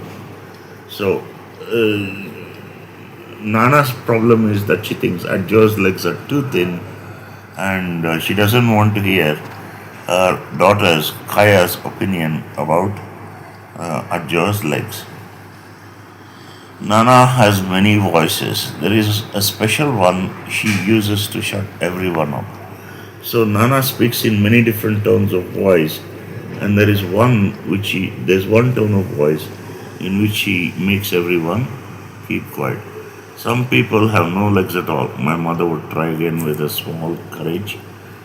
her small courage. So she points out that the fact that Ajwa's legs are very thin is not a problem because many people have legs which are too short. And she'd speak this with all the courage that she can gather. But Ajwa has legs, Nana would insist, except that they're too thin and also too long for a woman. So Ajwa's legs are too long and too thin for a woman, says her grandmother. Kaya would listen once in a while, but only once in a very long while somebody decides nature, a child spirit's mother, an accident happens and somebody gets born without arms or legs or both sets of limbs. So the fact that Ajwa's legs are very long and thin is not mommy's fault, it's not Nana's fault, it's not Ajwa's fault. Someone would decide. Someone, maybe it's nature who decides, maybe it's the child's spirit mother, the fairy godmother, something like that, or something else. An accident may happen when the child is born, and a child is born without arms or legs or both sets of limbs. Limbs are the set of arms and legs. And then let me touch wood. It is a real sad business. So when the child gets born deformed like this, she touches wood. Touching wood with your fingers is supposed to bring a person luck. So she says that when a child is born like this, it is unlucky and it's a very sad business.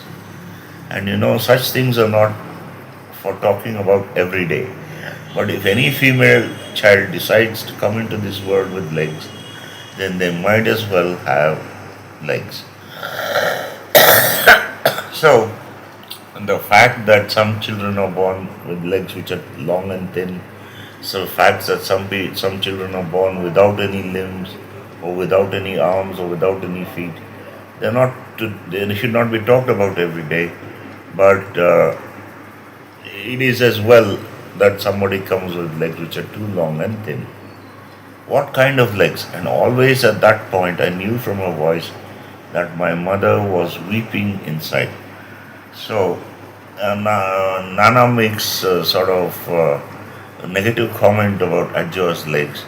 So, mommy asks, what kind of legs? And she would ask in that tone of voice as though she's suppressing some tears because she doesn't want to hurt her child. She thinks a child is it's okay for Ajwa to have long and thin legs. So, she feels very sad that when someone comments upon Ajwa's legs, mommy does. Nana never made heard such inside weeping. So whenever Nana would discuss Rajwa's legs, she never heard the sadness that was inside mommy. Not that it would have stopped Nana even if she had heard it. Even if Nana had heard, had guessed that mommy was sad, she would not have stopped speaking about what was on her mind about Ajjo's legs, which always surprised me because about almost everything else apart from my legs, Nana is in such is such a good grown up. So except for her legs, Nana is satisfied with every other part of Ajjo's body. In any case, what do I know about good grown ups and bad grown ups? How could Nana be a good grown up when she carried on so about my legs? So if she keeps on pointedly commenting about Ajjo's legs, the girl thinks, how can she be a good grown up? How can Nana be a good grown up? All I want to say is I really like Nana except for that. So she likes Nana except for the fact that she complains about her legs at Joa. And Nana, as I keep saying, if any woman decides to come into this world with all of her two legs, then she should select legs that have meat on them with good calves. So Nana would say, if any woman decides to emerge from the womb of her mother, then it is important for the woman to select legs that should have meat on them, should be fat, it should be muscular, and there should be good calf muscles on the legs. Because you're sure such legs would support solid hips. So solid legs support solid hips, and in older cultures, solid hips were a sign that woman was suitable to give birth to children, and a woman and a woman and a woman must have solid hips to be able to have children. Oh mother, that's how my mother would answer. So mommy would reply, oh mother. So she becomes suicide very, very quietly, and the discussion would end, or they would move on to something. They start discussing something else. Sometimes Nana would put in something about my father. How, looking at such a man, we have to be humble and admit that, after all, God's children are many. How, after all, after one's only daughter had insisted on marrying a man like that, you still have to thank your God that the biggest problem you got later was having a granddaughter with spindly legs that are too long for a woman and too thin to be of any use. So Nana would discuss Ajjo's father sometimes. So she would say about Ajjo's father, there was no choice.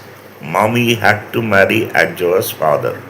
Okay, so there are so many things that go on in life. So one of the things that happened by chance was that mommy married Ajjo's father. So after going through that problem, the only result, which was not so bad, was that Adjoa was born with spindly legs. Spindly legs are legs that are too long and too thin. That is what Nana would say. The way she always added that bit about my father under her breath, she probably thought I didn't hear, but I always heard it. So she would add that part about Adjo's father under her breath. She would speak softly, but perhaps a bit angrily about Adjo's father. But Adjo, she thinks that Adjo probably didn't hear that part about her father, but Adjo always heard it. Plus, that it is always what shut my mother up for good. So when Nana speaks about her husband, mommy always keeps quiet. So that even if I had not actually heard, if I had not actually heard the words, once my mother looked like even little courage was finished, I could guess what I could always guess what Nana had added to that argument. Plus, even if Adjo has not actually heard the part about her father, she could guess by the way her mother looked, so sad, so dejected. When a mother looked like that, Adjo knew that Nana had added that bit about her father to the argument. Legs that have meat on them with good calf support solid hips to be able to have children. So that is the final deciding point for Nana. So legs that have muscles, that have good calves and support solid hips would make the woman be able to have children. That is the deciding fact. So I wish one day I could see for myself that the legs of any woman who had had children. So Ajwa wishes that she could see the legs of women in the village who had given birth to children. But in my village, that is not easy. So in her village, Hazodzi, it's not easy. The older women wear long wraparounds all the time. So they'd wear something like a sari, only thing it's only one piece of cloth and it's wrapped once about the body. So the older women would wear these wraparounds all the time. Perhaps if they let me go bathe in the river in the evening, I could have checked. So the women of Hazodzi used to bathe in the river. So Adjova could have gone to check whether the childbearing women of her village had strong legs, but they did not let Adjova go to the river for bathing in the evening. But I never had the chance. It took a lot of begging just to get my mother and Nana to let me go splash around the shallow end of the river with my friends who are other little girls like me. So sometimes her mother and Nana would let Adjo go to the river. The girls, Adjo and her friends would sit on the edge of the river and splash around in the water with just their legs. So it took a lot of persuasion to let mommy and Nana give her permission to go to the river just to splash around. For proper baths, we used a small bathhouse behind the hut. For everyday bathing, they would use a small bathhouse behind their hut. Therefore, the only naked female legs I have really ever seen are those of other little girls like me. So, she's never seen the legs of a woman who's grown up and has given birth to children. So, she wishes she could, but the only legs she's seen are of other girls like of her own age or older girls in the school. And those of my mother and Nana, two pairs of legs which must surely belong to the approved kind because Nana had given birth to my mother and my mother gave birth to me. So, because both Nana and Mommy had given birth, uh, the legs of Nana and Mommy must be of the approved kind, approved by Nana. In my eyes, all my friends have got legs that look like legs. But whether the legs have got meat on them to support the kind of hips that Nana wanted, that I don't know. So, to Adjo, all her friends have got legs that look like legs. But whether the legs have enough meat on them to give the kind of hips, to support the kind of hips that give birth to children, that Adjo didn't know. According to the older boys and girls, the distance between a little village and the small town is about 5 kilometers. So, the distance between Hazodzi and the small town nearby is about 5 kilometers. I don't know what 5 kilometers means. She doesn't know what that distance, how to measure the distance, what a kilometer is, how long is a kilometer. She doesn't know what 5 kilometer meant. They always complain about how long it is to walk to school and back. So it is a long distance, 5 kilometers. They say 5 kilometers is a long distance, but Ajwa doesn't know what a kilometer is, how long it is. But to me, we live in our village and walking those kilometers didn't matter. So to Ajwa it didn't matter. School is nice. School is another thing that Nana and my mother discussed often and appeared to have different ideas about. So in those days, when the story was written, girls should, they were not really supposed to be educated. So Nana, who was of the older generation, always discussed school with mommy, who was younger than Nana, and Nana thought it would be a waste of time. So Nana thought that educating Ajoka would be a waste of time. I never understood what she meant. My mother seemed to know and disagreed. So why should Nana think that school is a waste of time?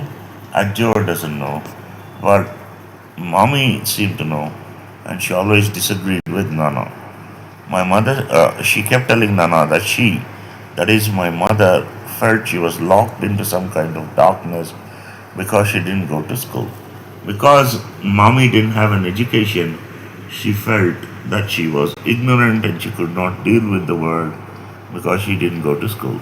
So that if Adjoa, her daughter, could learn to write and read my own name and a little besides means some arithmetic, addition and subtraction, perhaps be able to calculate some things on paper, she can add and subtract on paper, that would be good. I could always marry later and maybe. Nana would just laugh. When mommy said that Ajjo could do with a little education, Nana always laughed. And maybe with legs like that, she might as well go to school. So because her legs are long and thin, they're made to walk. So Nana would make a joke of it and say, with long and thin legs like that, it's better perhaps if Ajjo goes to school. Running with our classmates on a small sports field and winning first place each time never seemed to me to be anything about which to tell anyone at home. So on the sports field in the school, on the school ground, Ajjo would always play games with her friends, and sometimes they'd have running races, and she would always come first. But she never thought it worthy to be told to Nana and Mommy. This time it was different. I don't know how the teachers decided to let me run for the junior section of our school in the district games, but they did. So now it's a district sports competition.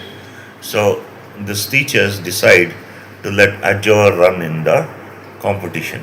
When I went home to tell my mother and Nana, they did not believe it at first. So Nana and Mommy could not believe that Ajwa would be taking part in an actual school sports competition that she would be running the race. So Nana had taken it upon herself to go and ask into it properly. So Nana thought she should confirm the news, so she went then to the school and asked. She came home to tell my mother that is really true. So she asked the teachers yes said yes, they had let Ajwa decide to run in the race.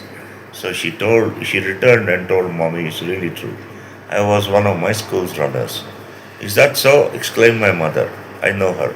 So our mother exclaims in disbelief and surprise. Is that so? So she's happily surprised. Uh, Her mouth moved as though she's going to tell Nana that, after all, there was a secret about me she couldn't be expected to share with anyone. So, mommy always had idea in the back of her mind that the legs of Ajjo would be useful for something, and even though Nana always complained about Ajjo's legs, she would always, suppress her ideas that long and thin legs are really useful.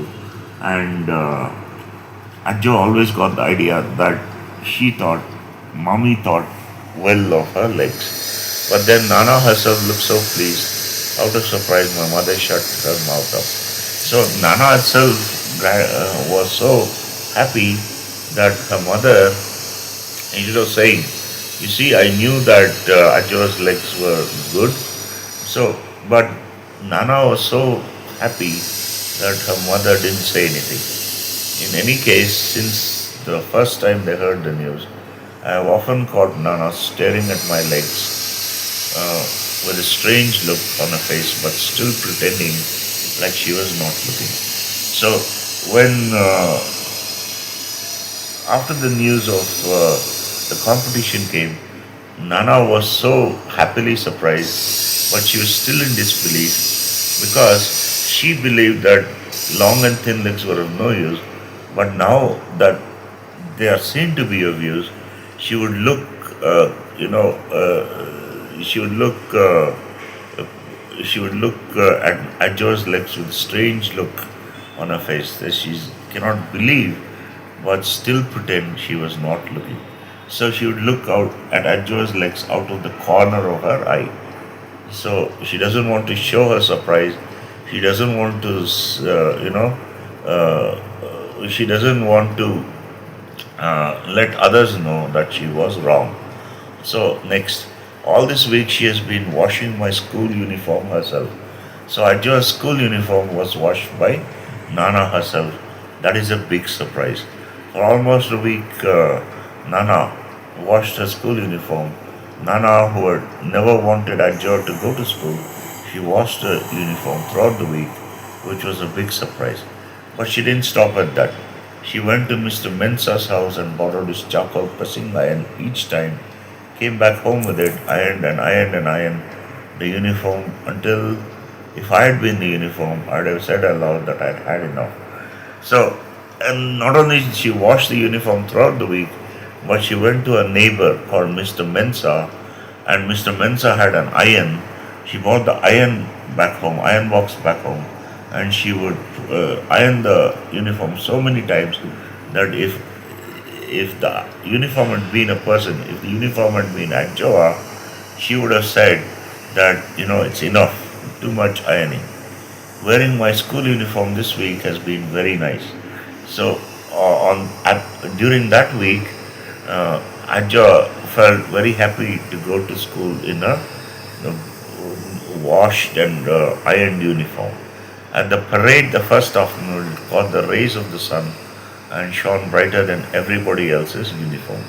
So, on the day of the competition, or on the day of the parade, school parade every day, it caught the sun's rays were reflected, and Adjo's uniform was brighter than anybody else's uniform. I'm sure Nana saw that too and must have liked it. Yes, she has been coming into town with us every afternoon of the district sports week.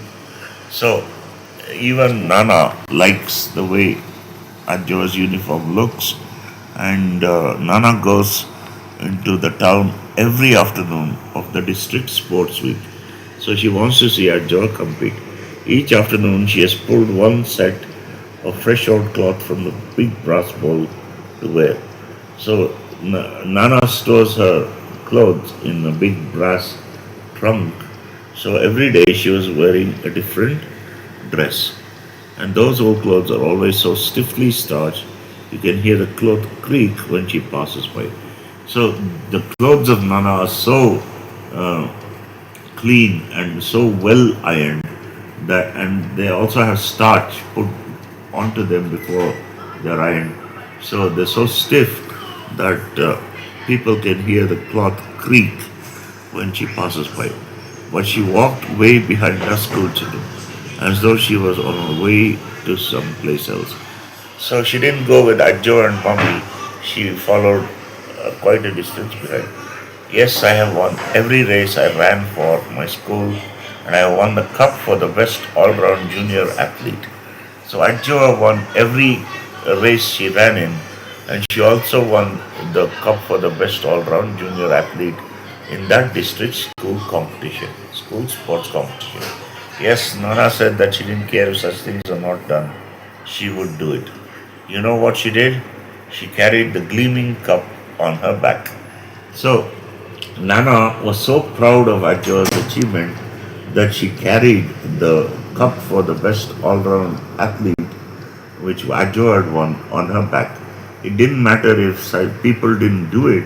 She said she would do it, and she carried the cup back on her back, like they do with babies and other very precious things.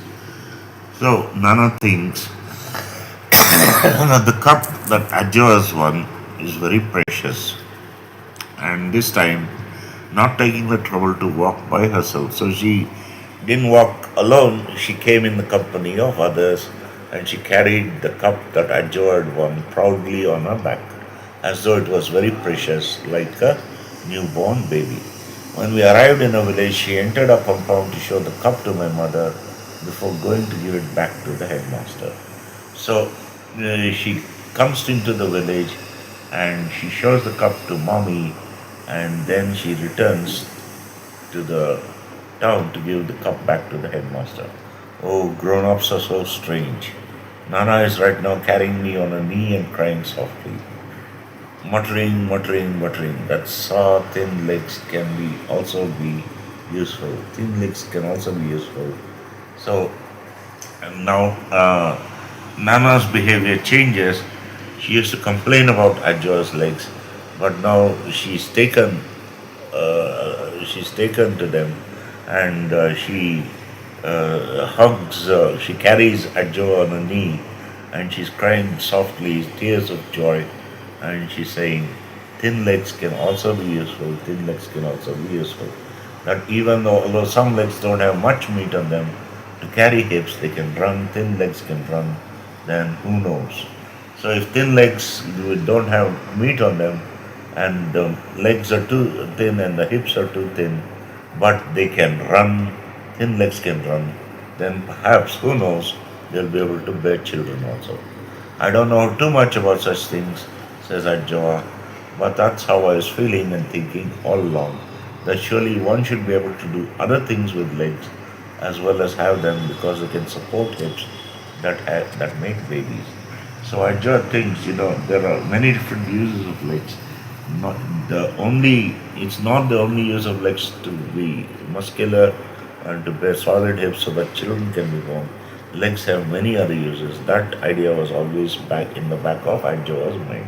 Except that I was afraid of saying that sort of thing aloud. Because someone would have told me, never, never, but never to repeat such words. So she could never say that she always thought that legs have different uses and bearing children is not the only use of legs. She should have been told never, never, but never to repeat such words, or else they would have laughed so much at what I said, they would have cried. So either they would have told her to not to repeat it because they were shocked, or perhaps they would have laughed, they would have thought it a joke, they would have laughed till they cried. It's much better this way to have acted it out to show them, although I could not have planned it.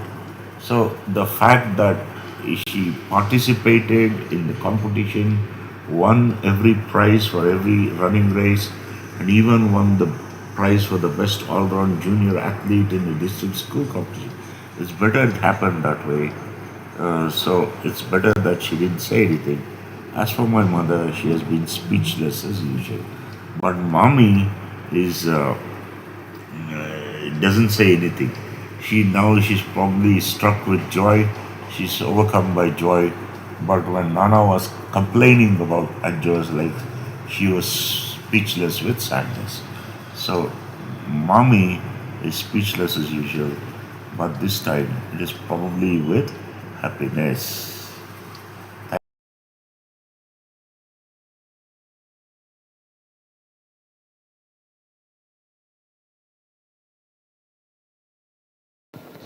Hello, today we'll do a poem called Doctor's Journal Entry for August 6, 1945 by Vikram Seth. So the poem says, the morning stretched calm, beautiful, and warm.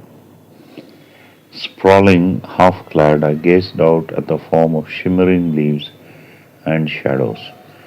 So the poem begins with the narrator, who is probably a doctor, uh, begins with the narrator, who is probably a doctor, in the morning. In a morning. The morning is calm, beautiful, and warm, and he's sprawling. Sprawling means he's lying on the bed with his legs spread out, and he's half clad. Perhaps he's wearing only the bottom half of his pajamas and a dressing gown. And he's lying on the bed and he gazes out at the form of shimmering leaves and shadows. So outside in the garden, the leaves are shimmering or shining with the reflection of the sunshine. and there are shadows of trees and plants in the garden. Suddenly, a strong flash, then another startled me. So, in the distance, he sees a flash of light. It's a huge flash of light, and it's followed by another, and this startles or shocks him. I saw the old stone lantern brightly lit, magnesium flares. So he thinks perhaps there are flares because in 1945 it was the time of the Second World War. So in the Second World War, there were all sorts of battles going on, and to show the position of troops on the ground, they would fire a flare. Flare is like a flame made of, and this flare is made of magnesium. Magnesium is a metal which burns very brightly when lit. So he thinks that that flash of light which he saw is from a magnesium flare. While I debated it, the roof, the walls, and as it seemed, the world collapsed in timber and debris. Dust swirled around me in the garden now, and weird, my drawers and undershirt disappeared. So while he was thinking about what that flash could be, suddenly what happens is the roof of his house, the walls of his house, and even the world, as it seemed to the narrator, collapsed. His house was made of wood, so it collapses in timber. Timber is logs of wood, which with which the house was built. So the house collapses in timber and debris. Debris is rubble, bits of stone, bits of glass, bits of wood. So the house collapses and dust spun around in the wind around him. And in the garden now, so the whole house collapsed into the garden, and as he's looking on, his drawers, that is his underpants and his undershirt, disappeared. So what has happened is that flash which the narrator saw was from the atomic explosion which took place in either Hiroshima or Nagasaki. So the flash which occurred about 1 mile above the ground, that point is called ground zero.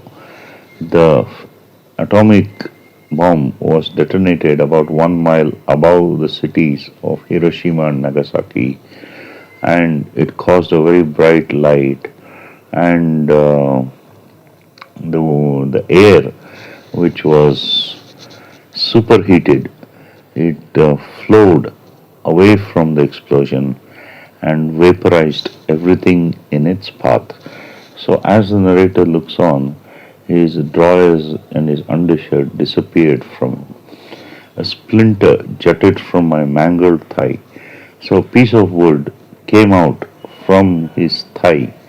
So the whole house has been reduced to absolute rubble, and there's bits of debris flying everywhere, bits of glass, bits of iron, bits of wood, and through his wounded thigh, a splinter of wood came out. My right side bled, so his right side was bleeding, my cheek was torn, and I dislodged detachedly a piece of glass, all the time wondering what had come to pass. So he takes out a piece of glass from himself.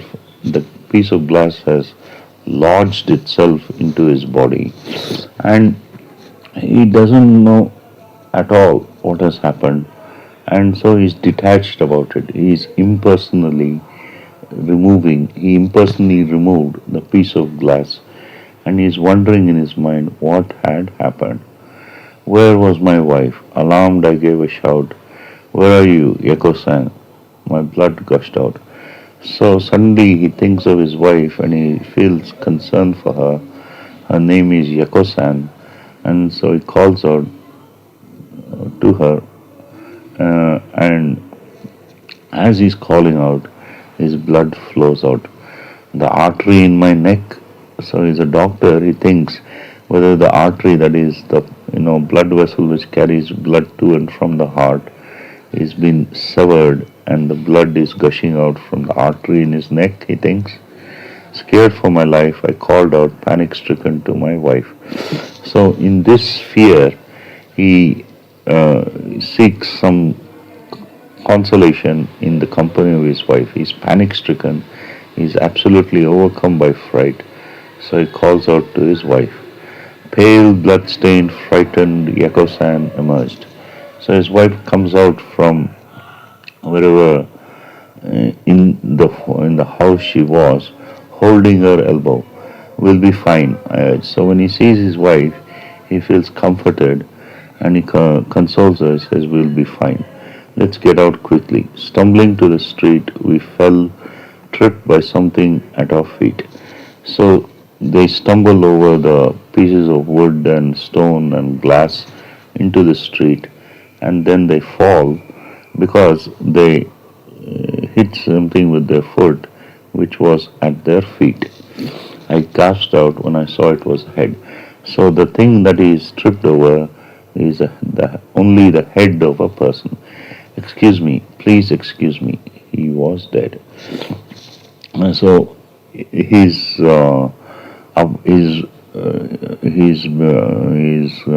habit of being polite makes him say that he's sorry that he touched that, but it's only a head. So he sees that he was dead. A gate had crushed him. So probably the person was standing under an iron gate. The explosion occurred, and the gate fell on him, and his head was severed from his body. There we stood, afraid. Our house standing before us tilted, swayed, toppled, and crushed. So a house which was in front of them tilted, it swung to one side, it shook from side to side, it swayed, and then it collapsed, it toppled and crashed. Fire sprang up in the dust.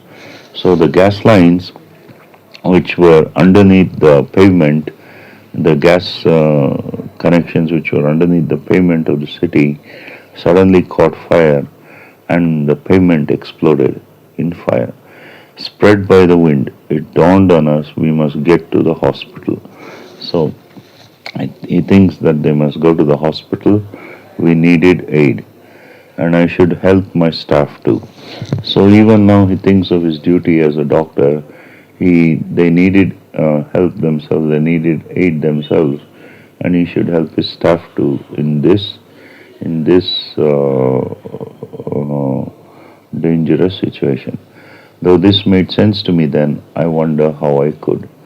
So that's a matter of habit. It made sense to him then, but now he wonders how he could have thought of such a thing. My legs gave way, so his legs lose their strength and he sits on the ground. He collapses. I sat down on the ground. Thirst seized me, but no water could be found. So, for some reason or the other, he becomes overcome by thirst, but he could not find any water. My breath was short, but bit by bit my strength seemed to revive.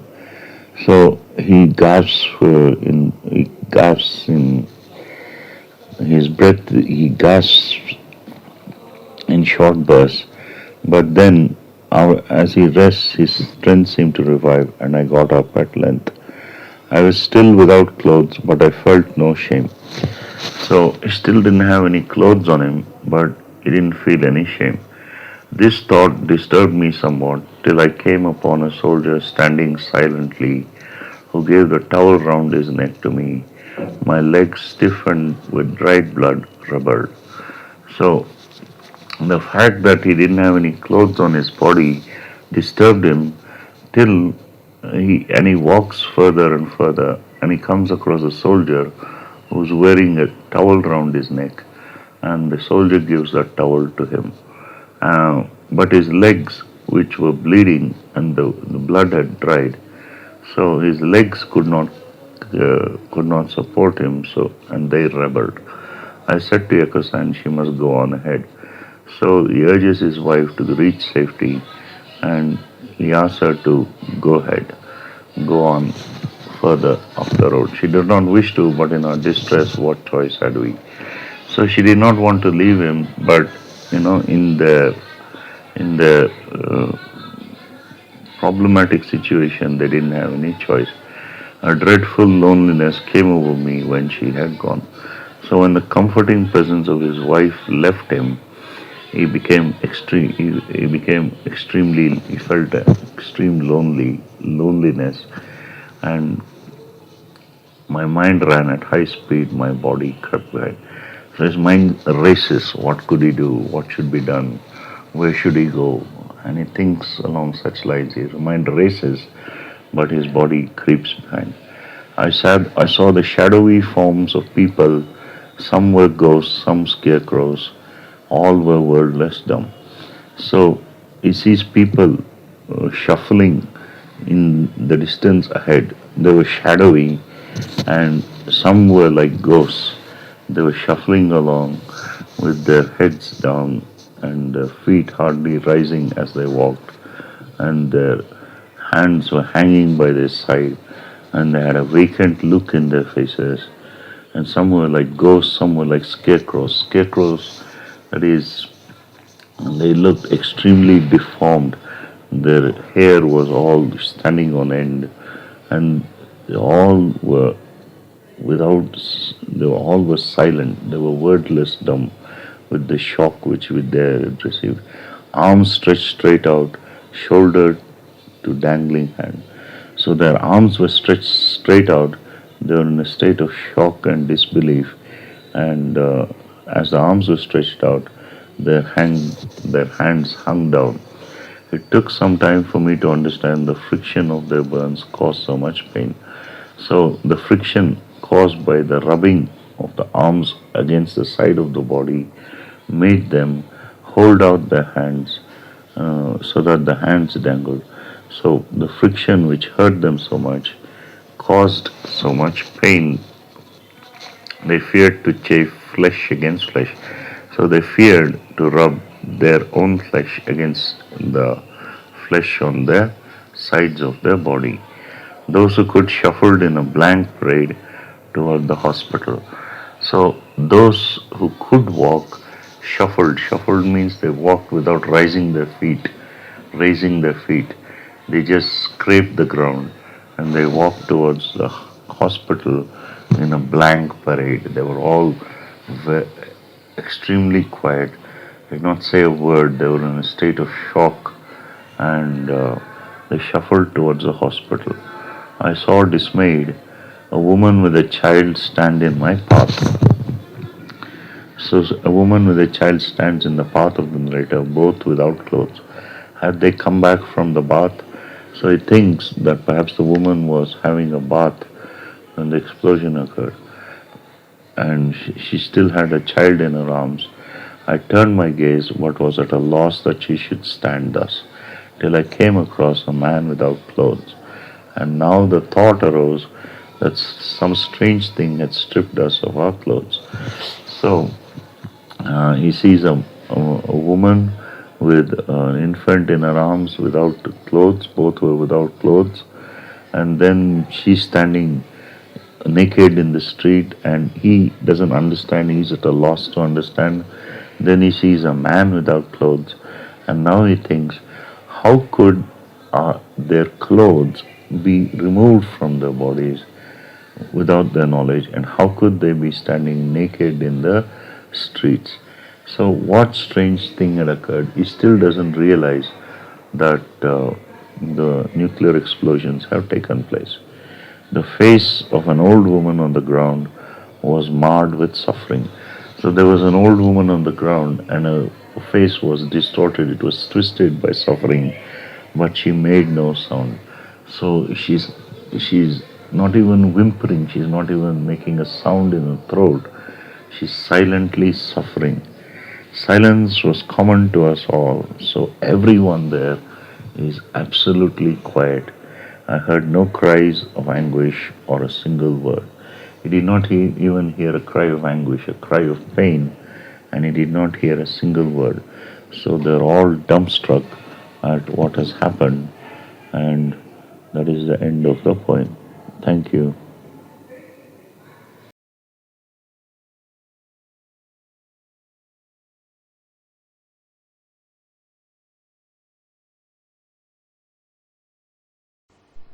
Hello, everybody. Today I was thinking of doing a poem called Haunted Houses by the American poet Henry Wadsworth Longfellow.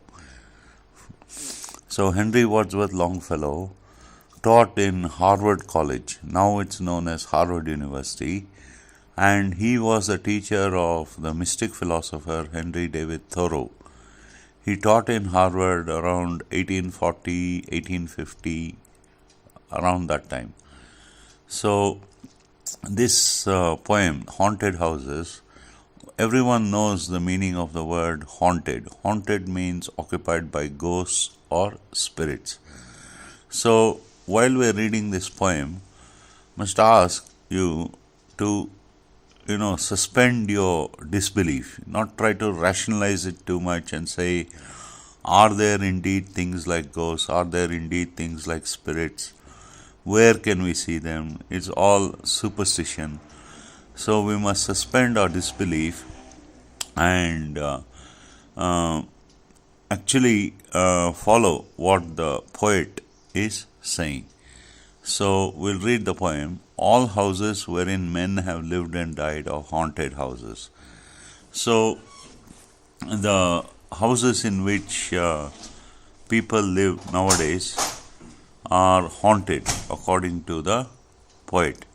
That is, the ghosts and spirits of the previous occupants still inhabit the houses of today. Through the open doors, the harmless phantoms on their errands glide, with feet that make no sound upon the floors. So, through the open doors of the house, the harmless phantoms are spirits or ghosts, on their errands glide. Errands are small items of work which people do around the house, like cleaning the dishes, sweeping the floor, washing the clothes, eating, drinking. All these are called errands. So, just as a person behaves in life, so he behaves in the afterlife. Now, how can this be? You may ask. So, we can think of it like this. Suppose a person wakes up every day at 5 a.m. in the morning for a week, for 2 weeks. What will he do the next day? He will wake up at 5 a.m. So, it's a matter of habit, right? So, whatever habits we develop in life, whether good or bad, they will continue in the afterlife. So, the poet says that the errands which these departed spirits did while they were alive in their houses, they continue with their errands. They glide. They don't walk on the floor, they glide through the open doors of the house. And these spirits are harmless, according to the poet.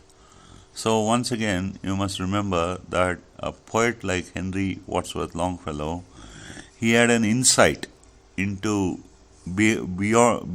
into what is beyond the superficial. So we see the walls, we see the ceilings, we see the floors, the doors, and the windows. But the poet could see beyond what we see. He had a poetic insight into life. So he could not only sense, he could also see and hear what these spirits and ghosts were doing. So he continues, these harmless phantoms on their errands glide, with feet that make no sound upon the floors. So when we walk on wooden floors, our feet will make a sound, a stomping sound, right? Thump, thump. But when the harmless phantoms, when the harmless ghosts glide through the house, their feet make no sound upon the floors.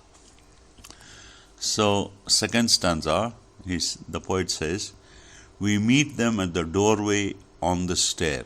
Along the passages they come and go, impalpable impressions on the air, a sense of something moving to and fro.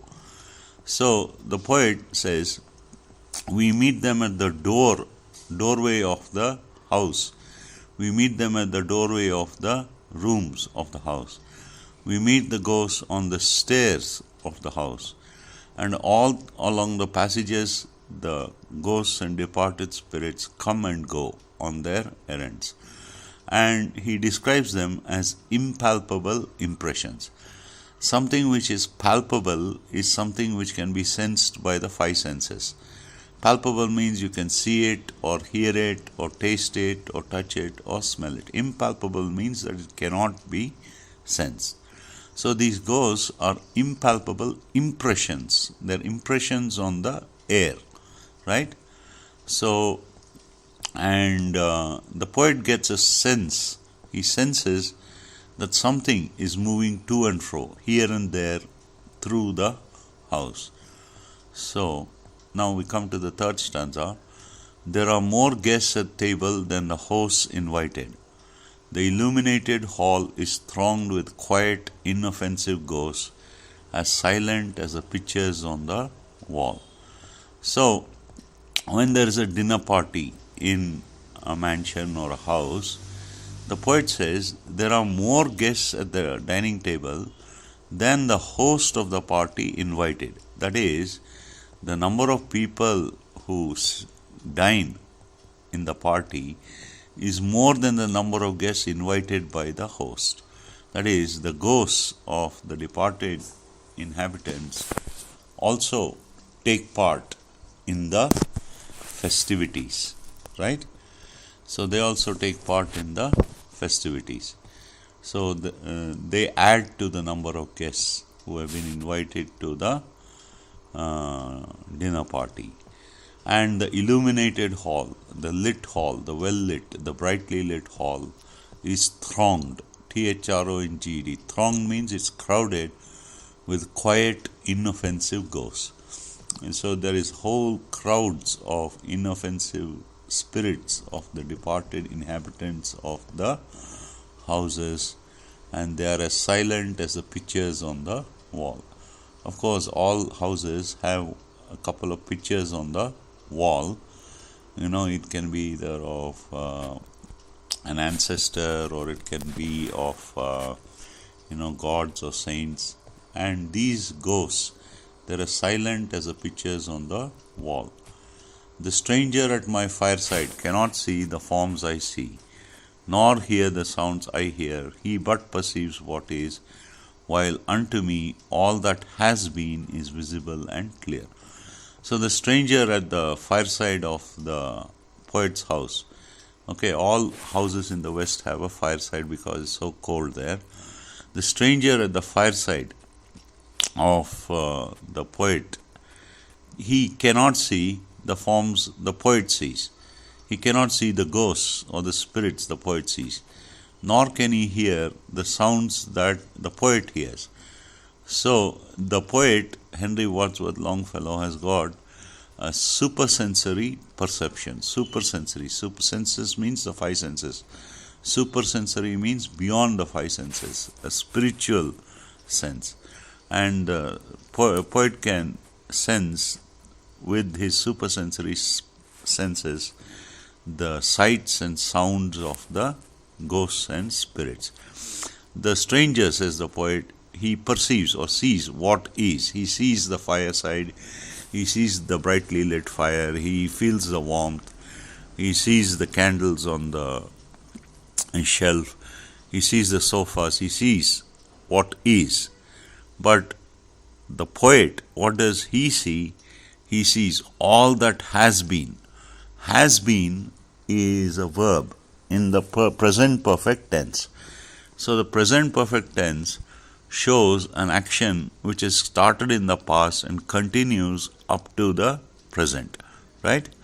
So whatever has been going on in that house since the house was built, since the first inhabitant of the house lived there, all that has been is visible and clear to the poet, right? So, next stanza, the poet says, "We have no title deeds to house or lands, owners and occupants of earlier dates, from graves forgotten stretch their dusty hands, and hold in mortmain still their old estates." So, the poet says, we of the present generation, we say that we own property, we say we have the title deeds to a property, we say we have this or that official certificate, but in reality, the poet says, we have no title deeds to house or lands to any such property, because the owners and occupants of earlier dates, from graves forgotten, stretch their dusty hands. So the owners and occupants of the present property, of the present generation, of the property in the present, past generation, the owners of the property in the past generations, they still stretch their dusty hands, and they were the owners and occupants in the past. While they are now living in the grave, they still stretch out the hands in as if to possess their property, which once belonged to them. So, as I said, this idea, this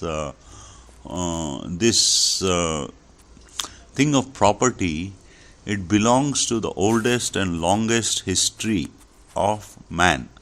So before the Egyptian civilization, before the Greek civilization, before the Roman civilization, people used to sell, barter, trade, and borrow, right?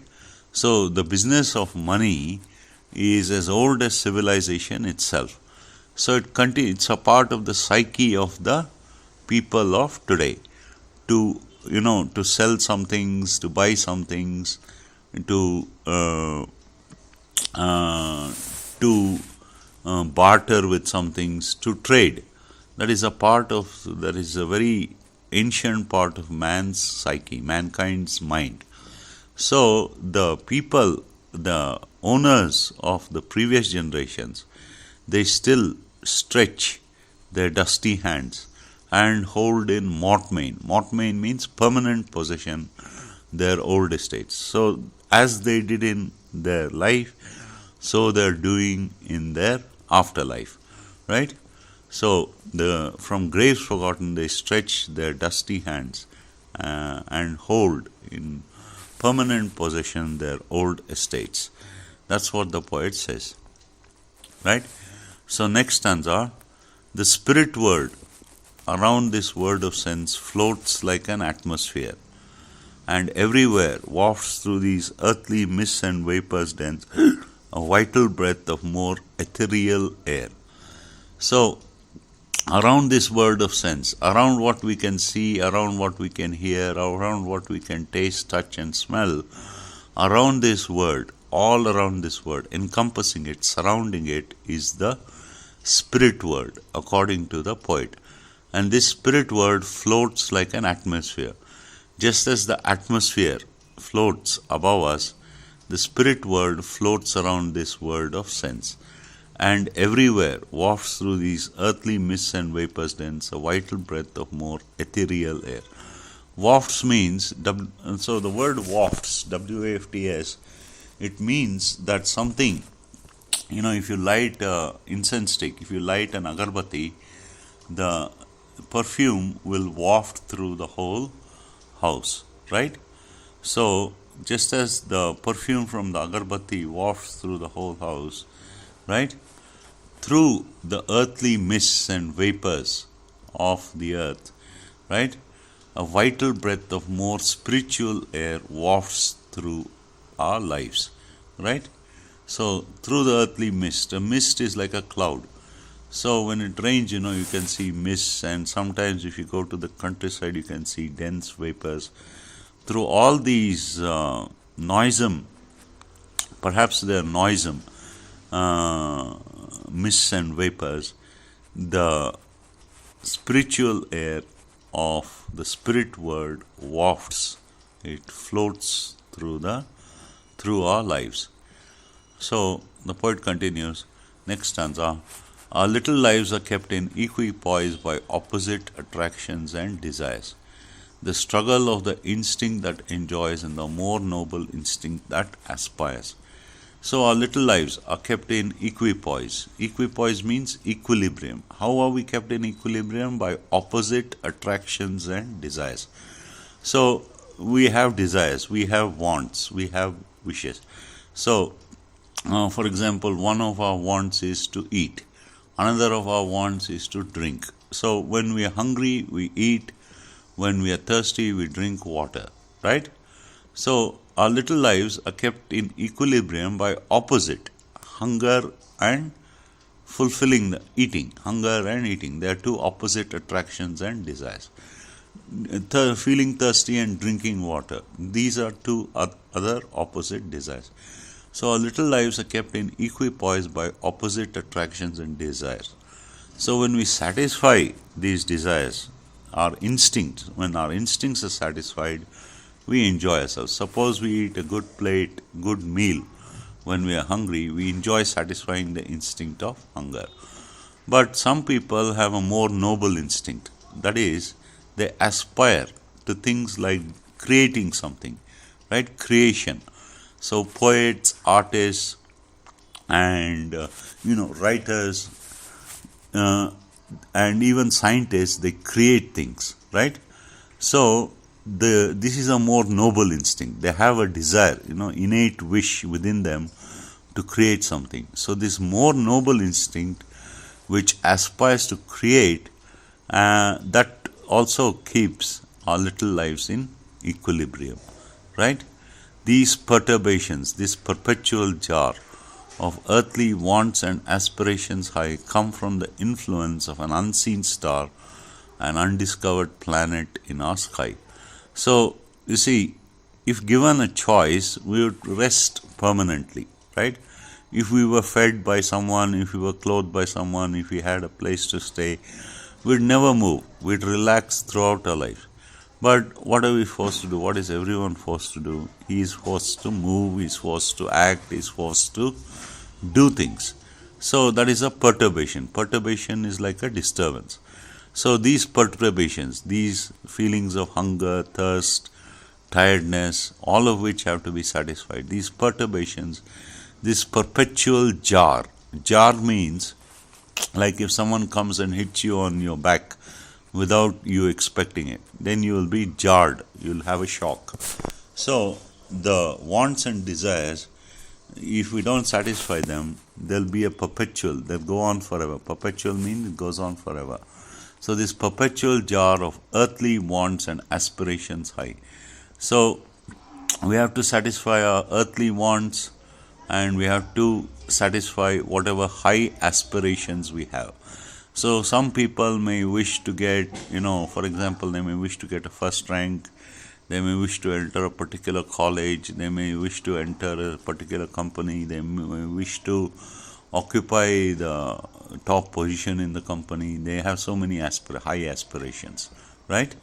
So all these perturbations, this perpetual jar of earthly wants and aspirations high, where do they come from? So how does a person feel that he should achieve this or that? Maybe he's told by his the people around him. Maybe he's told by his parents or his teacher that you must achieve. But how exactly does he sustain that desire to achieve?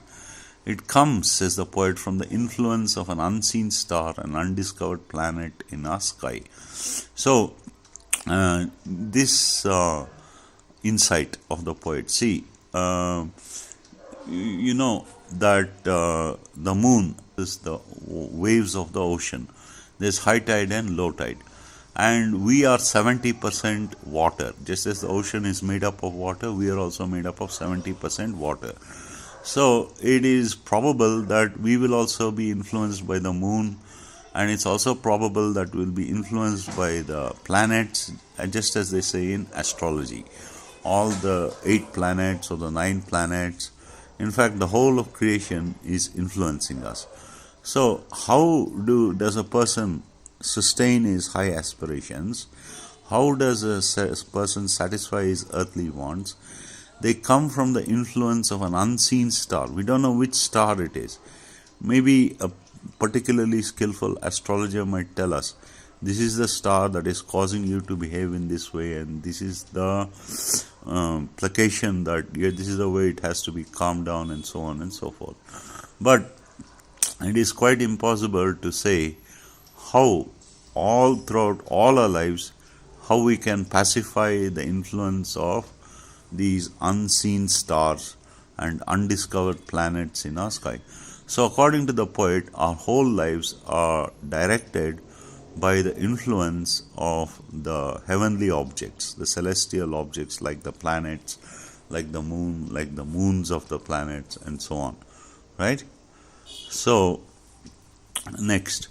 And as the moon from some dark gate of cloud throws over the sea a floating bridge of light, across whose trembling planks our fancies crowd into the realm of mystery and night, so from the world of spirits there descends a bridge of light, connecting it with this, over whose unsteady flow that sways and bends wander our thoughts above the dark abyss. Now these are the last two stanzas of the poem.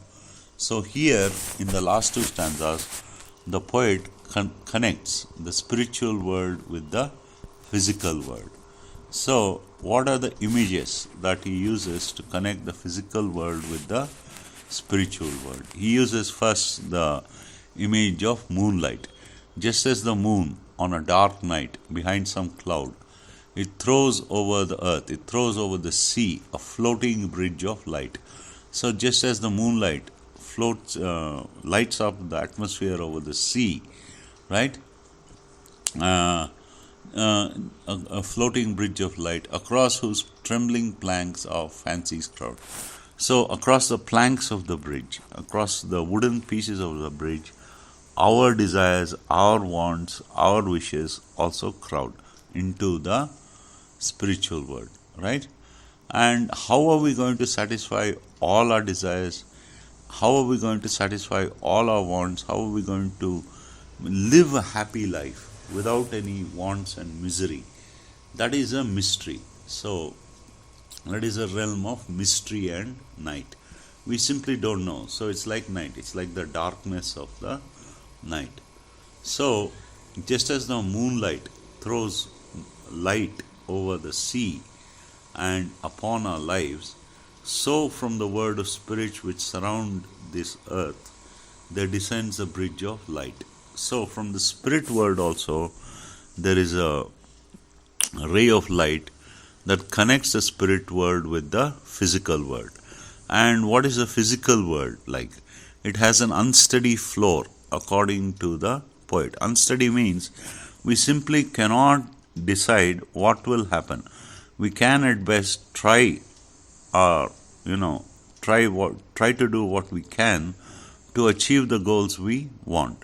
But who will say what the result will be? After all, you must remember the proverb, man proposes and God disposes. So our whole lives are set upon an unsteady floor. And this life of ours sways and bends, and our thoughts wander over the dark abyss. Abyss means it is a chasm, it is a gap, it is a gulf. The whole world is spinning in space. The whole world is spinning in an abyss. So while we think that our lives, our physical bodies are steady, actually our whole lives are set. We are walking upon unsteady floors, and the floor sways and bends, and our lives are beset round with the darkness of ignorance, or it's like the darkness of night. So the spirit world throws light from the spirits throw light from their world onto this. And maybe if we pacify them, if we placate them, if we offer them things like puja and so on, and which are found in the traditional rituals and customs of religion, if we pacify the ancestral spirits, if we pacify them, they may be placated and they may help us, and from the world of spirits they may descend a bridge of light which is helpful to us on earth. Okay? So that is the poem Haunted Houses by Henry Wadsworth Longfellow. Thank you.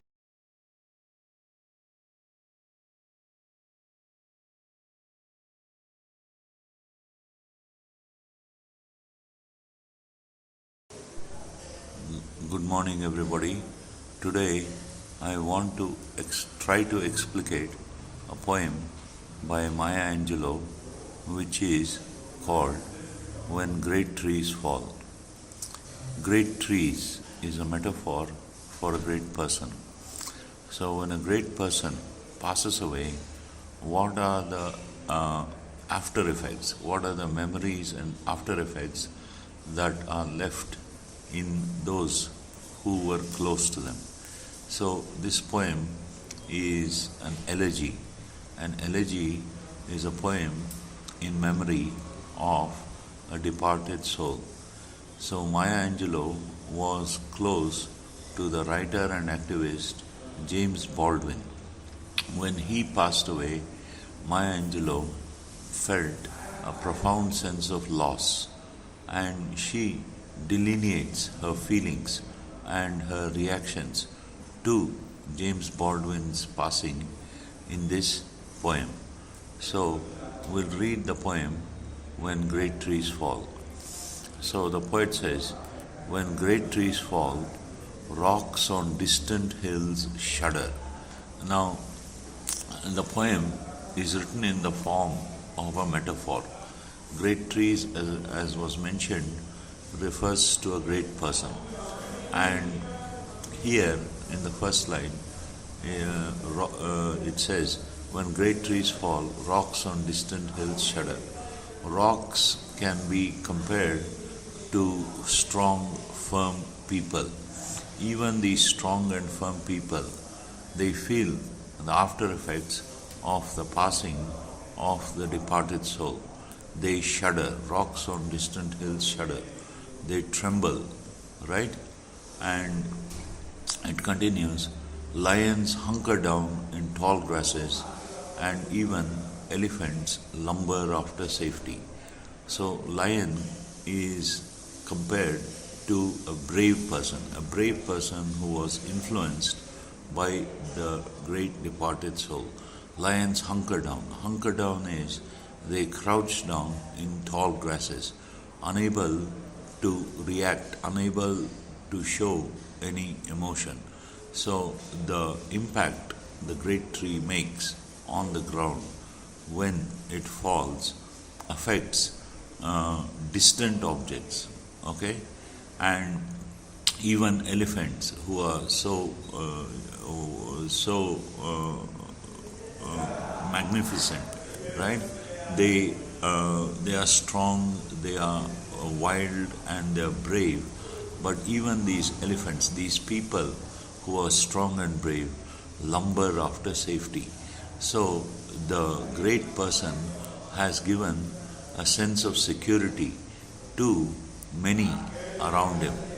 But even the strong and the magnificent, the brave and the valiant, and even firm and resolute people, they lumber after safety.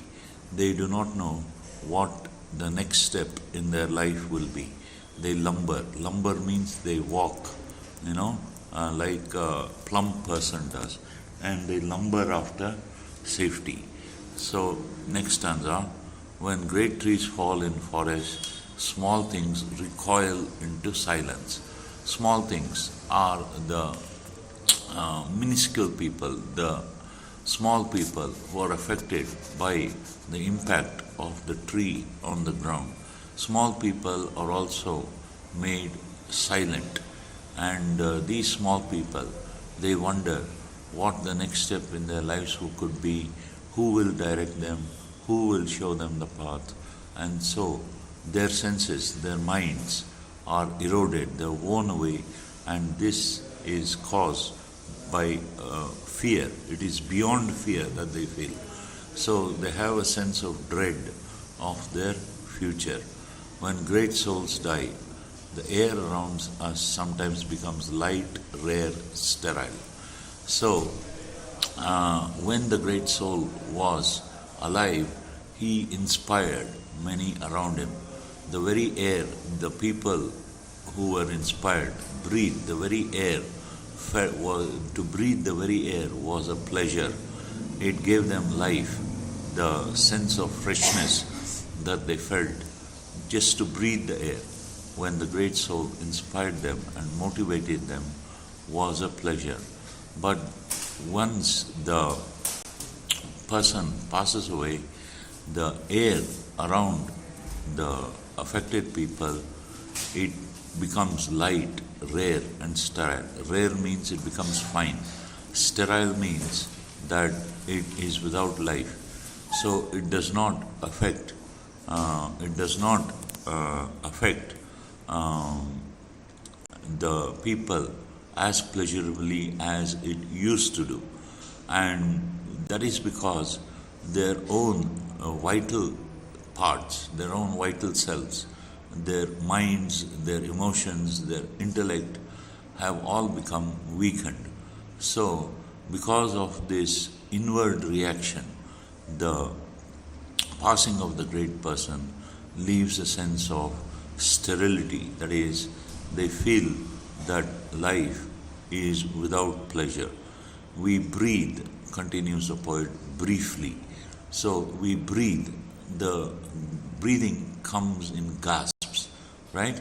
Whereas before it was deep inhalation and exhalation. Now the air, which is light, rare, fine, and sterile, we breathe in gasps. Our eyes briefly see with a hurtful clarity. So our eyes are still, we are still alive, we still see, but the activity of looking is empty of any pleasure. There is no reaction from within the person who is affected by the passing of the great person. So our eyes see briefly with a hurtful clarity. They register, the eyes register the things around them, the people around them, but really there is no meaning. Our memory, suddenly sharpened, continues the poet, examines, gnaws on kind words unsaid, promised walks never taken. And so our memory suddenly sharpened. We remember the kind words of the departed person. We remember how he made us feel good about doing something, about something he inspired us to do. And our memory, suddenly sharpened, remembers all the kind words of the great departed soul. But it is not remembering as such. The word used by the poet to describe this is it gnaws. Gnaws means just as a lion gnaws on a bone, gnaws on a raw bone. Our memory gnaws on the kind words unsaid. They may be said or unsaid. They may be silently communicated. The kindness may have been communicated silently. And our memory also remembers the promised walks which were never taken. The great person had promised the people, that they would take long walks, having long discussions about some subjects, but those walks were never taken, and therefore they are a sad memory of something which was missed. Great souls die, and our reality, bound to them, takes leave of us. So, when the great person dies, our reality means not just external reality, it is also our inward reality, the way we react, the sense of pleasure or the sense of joy or the sense of activity, either of the body or of the mind. Our reality is removed, is affected, and this reality takes leave of us. Our souls, dependent upon their nurture, now shrink, wizened. So our souls, that is the part which animates us, our souls, we were dependent upon their nurture. Nurture is their kindness, the way they affected us through their goodness and kindness. We were dependent upon their nurture.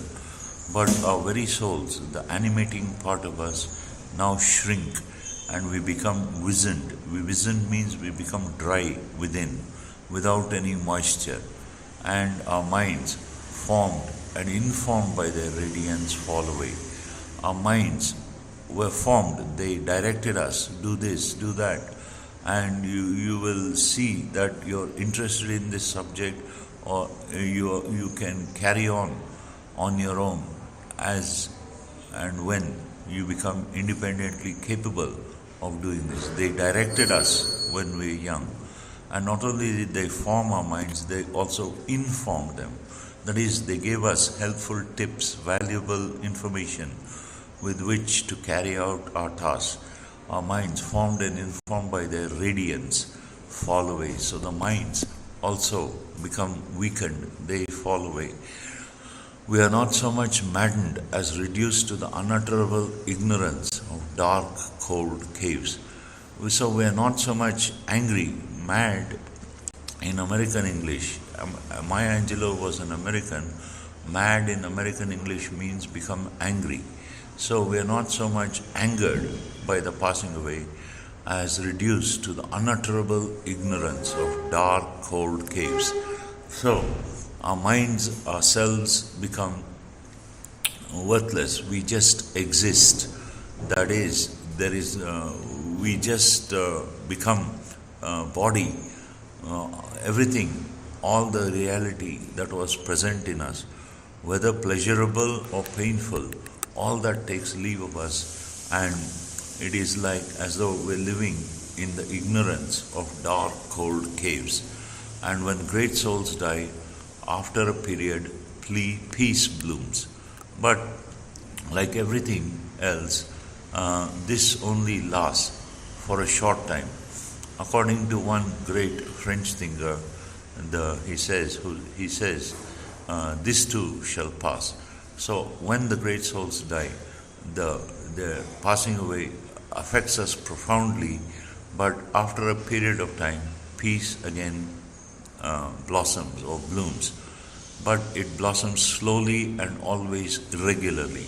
It blossoms in bits and pieces, in snatches of peace. So it blossoms or blooms slowly and always irregularly. Spaces fill with this kind of soothing electric vibration. So maybe it is the spirit their spirit that is affecting us, but we feel a soothing, a calming electric vibration around us. Our senses restored, never to be the same, whispered to us, they existed, they existed. So our senses restored, our five senses and our minds and our souls are restored, but they'll never be the same. They'll never have the intensity. Our actions and our thoughts will never have the same intensity or the same strength that they had when they were alive. So our senses will be restored, but they're never to be the same. They whisper to us, they existed, they existed. So finally, the memory of the great soul, it still inspires. So we feel we can be and be better, for they existed. So what is the future hold for the affected people? Some of them or many of them or all of them feel we can be and be better. So it is effort to become better for the great souls once existed. So this is the poem by Maya Angelou, and it delineates finally the feelings of the poet for the departed soul, James Baldwin. And of course, it has a universal motif, that is, it can be applied Two, the loss of persons or people or a person who has passed from our life. Thank you.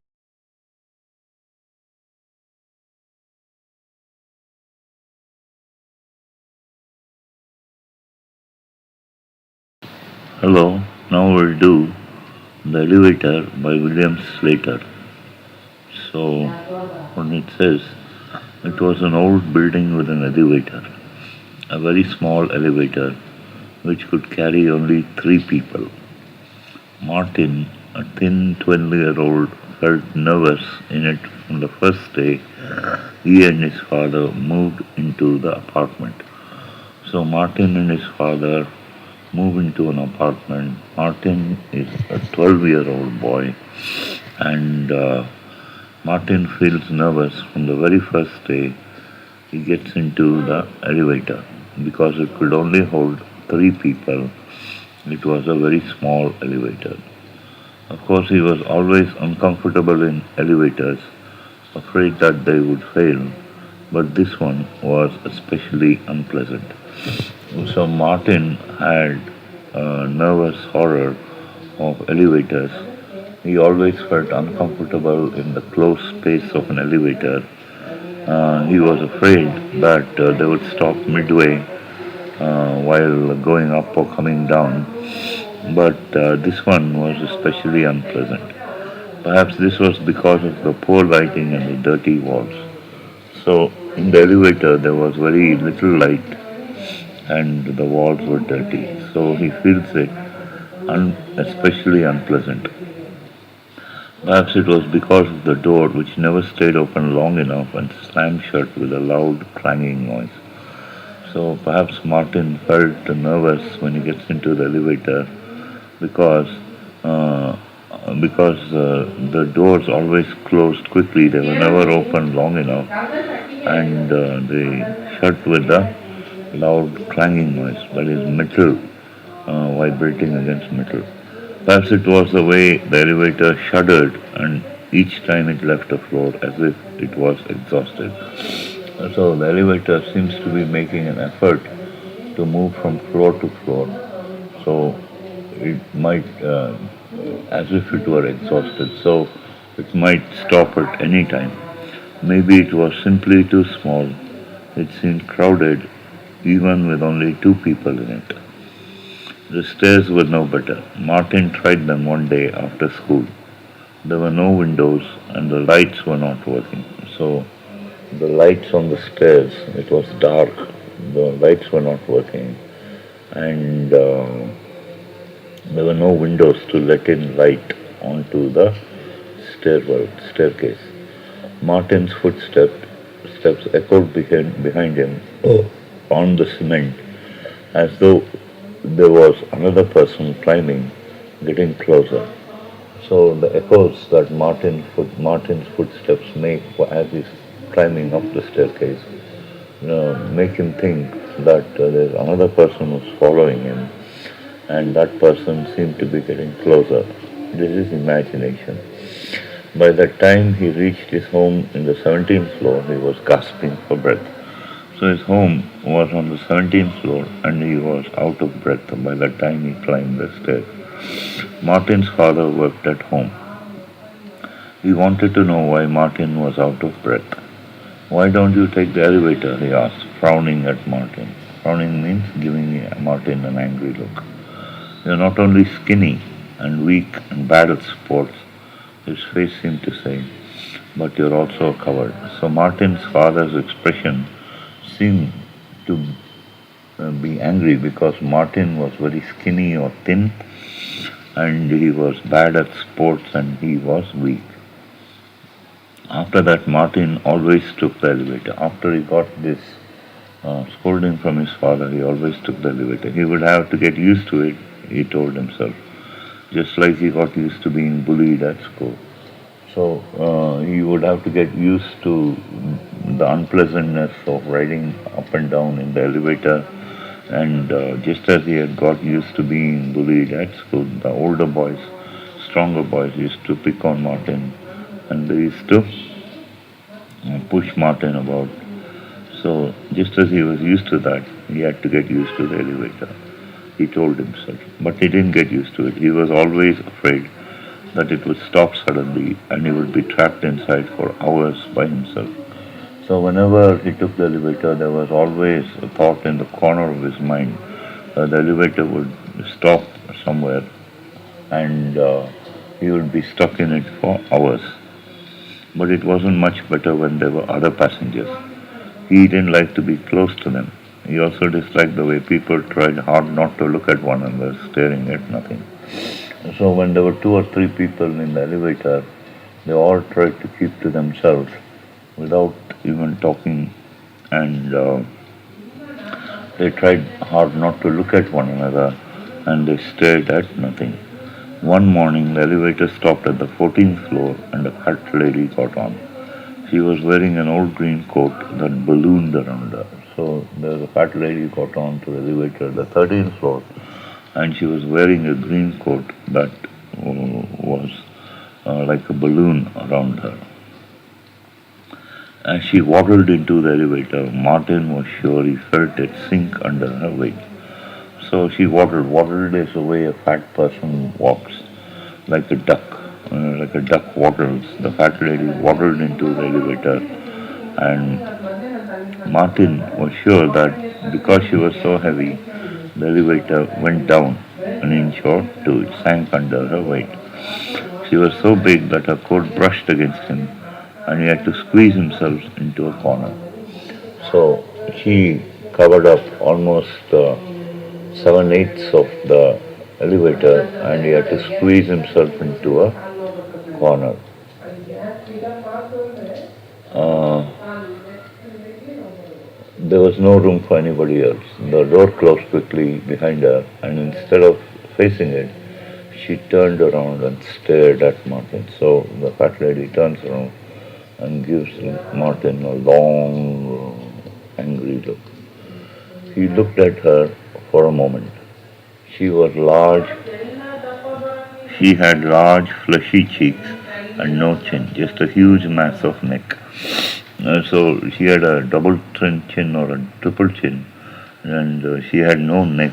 There was just large, round cheeks and just a huge mass of neck.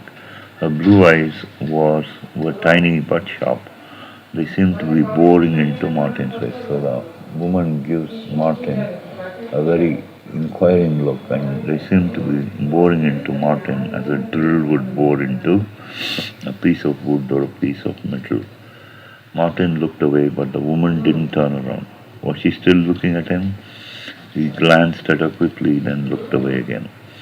She was still watching him. He wanted to close his eyes. He wanted to turn around and stare into the corner, but how could he? So he was facing her. He wanted to turn around and stare into the corner, looking at the two sides of the elevator, but he couldn't. The elevator creaked down to 12, then 11.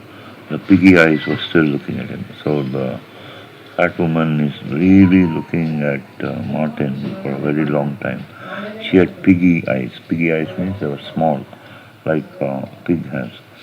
She had to be crazy. Why else would she stare at him like this? What was she going to do next? She did nothing. She only watched him breathing loudly, so her breath could be heard. And it was audible until the elevator reached the first floor at last. Martin wanted to run past her to get out, but there was no room. He could only wait as she turned and moved slowly out into the lobby. Then he ran. He didn't care what she thought. He ran nearly all the way to school. He thought about her all day. Did she live in the building? He had never seen her before, and the building was not very big. Maybe she was visiting somebody. But 7:30 in the morning was too early for visiting. So he had got onto the elevator at 7:30, so she was not a visitor to the building because 7:30 is too early for visiting. Martin felt nervous when he got back to the building after school. But why should he be afraid of an old lady? He felt ashamed of himself. He pressed the button and stepped into the elevator, hoping that it would not stop. but it stopped on the third floor. Martin watched the door slide open, revealing a green coat, a piggish face, and blue eyes which were already staring at him as if she knew he would be there. It wasn't possible. It was like a nightmare. Nightmare is like a bad dream, but there she was. Going up, said Martin, his voice little more than a squeak. So he loses the strength of his voice. The strength of his voice is like the squeak of a mouse. Yeah, going up, she nodded and stepped on. The door slammed. He watched her pudgy hand move towards the button. Pudgy is fat, round, flabby hands move towards the button. She pressed not 14 but 18, the top floor. The elevator trembled and began to go up. The fat lady watched him. The morning she got on at the 14th floor, so why should she go get on at the third floor and um,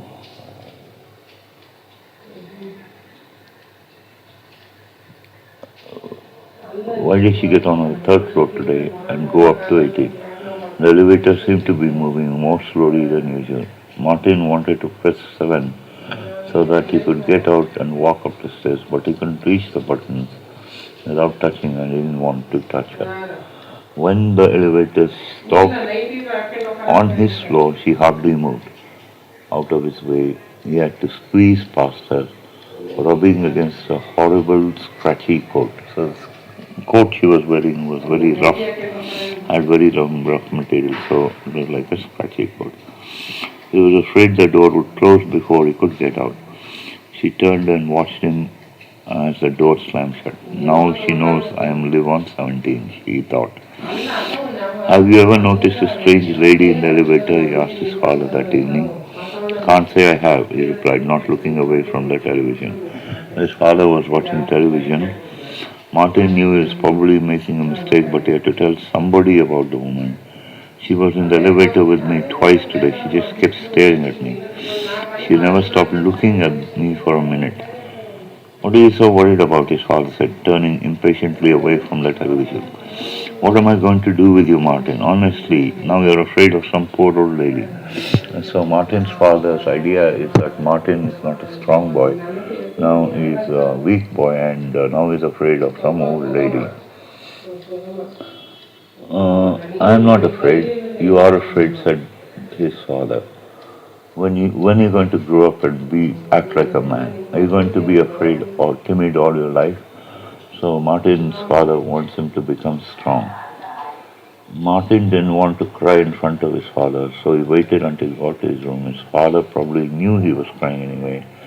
He slept very little. In the morning when the elevator door opened, the lady was waiting for him. Martin stood there, unable to move, then backed away. So he moves back. As she saw him, her expression changed. She smiled at the door as the door slammed. Martin started running down the stairs. The stairs were dark and he fell. His father was silent on the way to hospital, disappointed and angry with him for being a coward and a fool. So he runs down the stairs, trips and falls and breaks something. And on his way to his hospital, his father accompanies him. And his father is sad that Martin is a coward. Martin had broken his leg and needed to walk on crutches, so he had needed supports to walk. He could not use the stairs now. Was that why the fat lady smiled? Did she know what would happen? So Martin thinks that the fat lady is something like a witch, and she can predict he when what would happen to him. So uh, he wonders, did she know what would happen? At least his father was with him in the elevator on the way back from the hospital. There was no room for the lady to get in, and if she did, his father would see her, and maybe he would understand. So perhaps his father would understand why Martin felt like that if he had seen the old lady. When he got home, he could stay in the apartment for a few days. The doctor said that he had to rest as much as possible. Martin felt quite safe from the fat lady now. Oh, I almost forgot, his father reached out and pressed number 9. What are you doing? Asked Martin, trying to sound afraid. I promised to visit Mrs. Ullman. said his father, looking at his watch as he stepped out of the elevator. Let me go with you. I want to visit her too, Martin pleaded, struggling to move on his crutches, but the door was already closing. Afraid to be in the elevator alone, said his father. Grow up, Martin. The door slammed shut. Martin hobbled to the buttons and pressed 9, but it didn't do any good. The elevator stopped at 10 where the fat lady was waiting for him. She moved in quickly and he was too slow to get past her in time to get out. The door closed and the elevator began to move. Hello, Martin, she said, and laughed and pressed the stop button. So the fat lady is really a terror for Martin. This is what happens to Martin on the elevator. That's the end of the story. Thank you.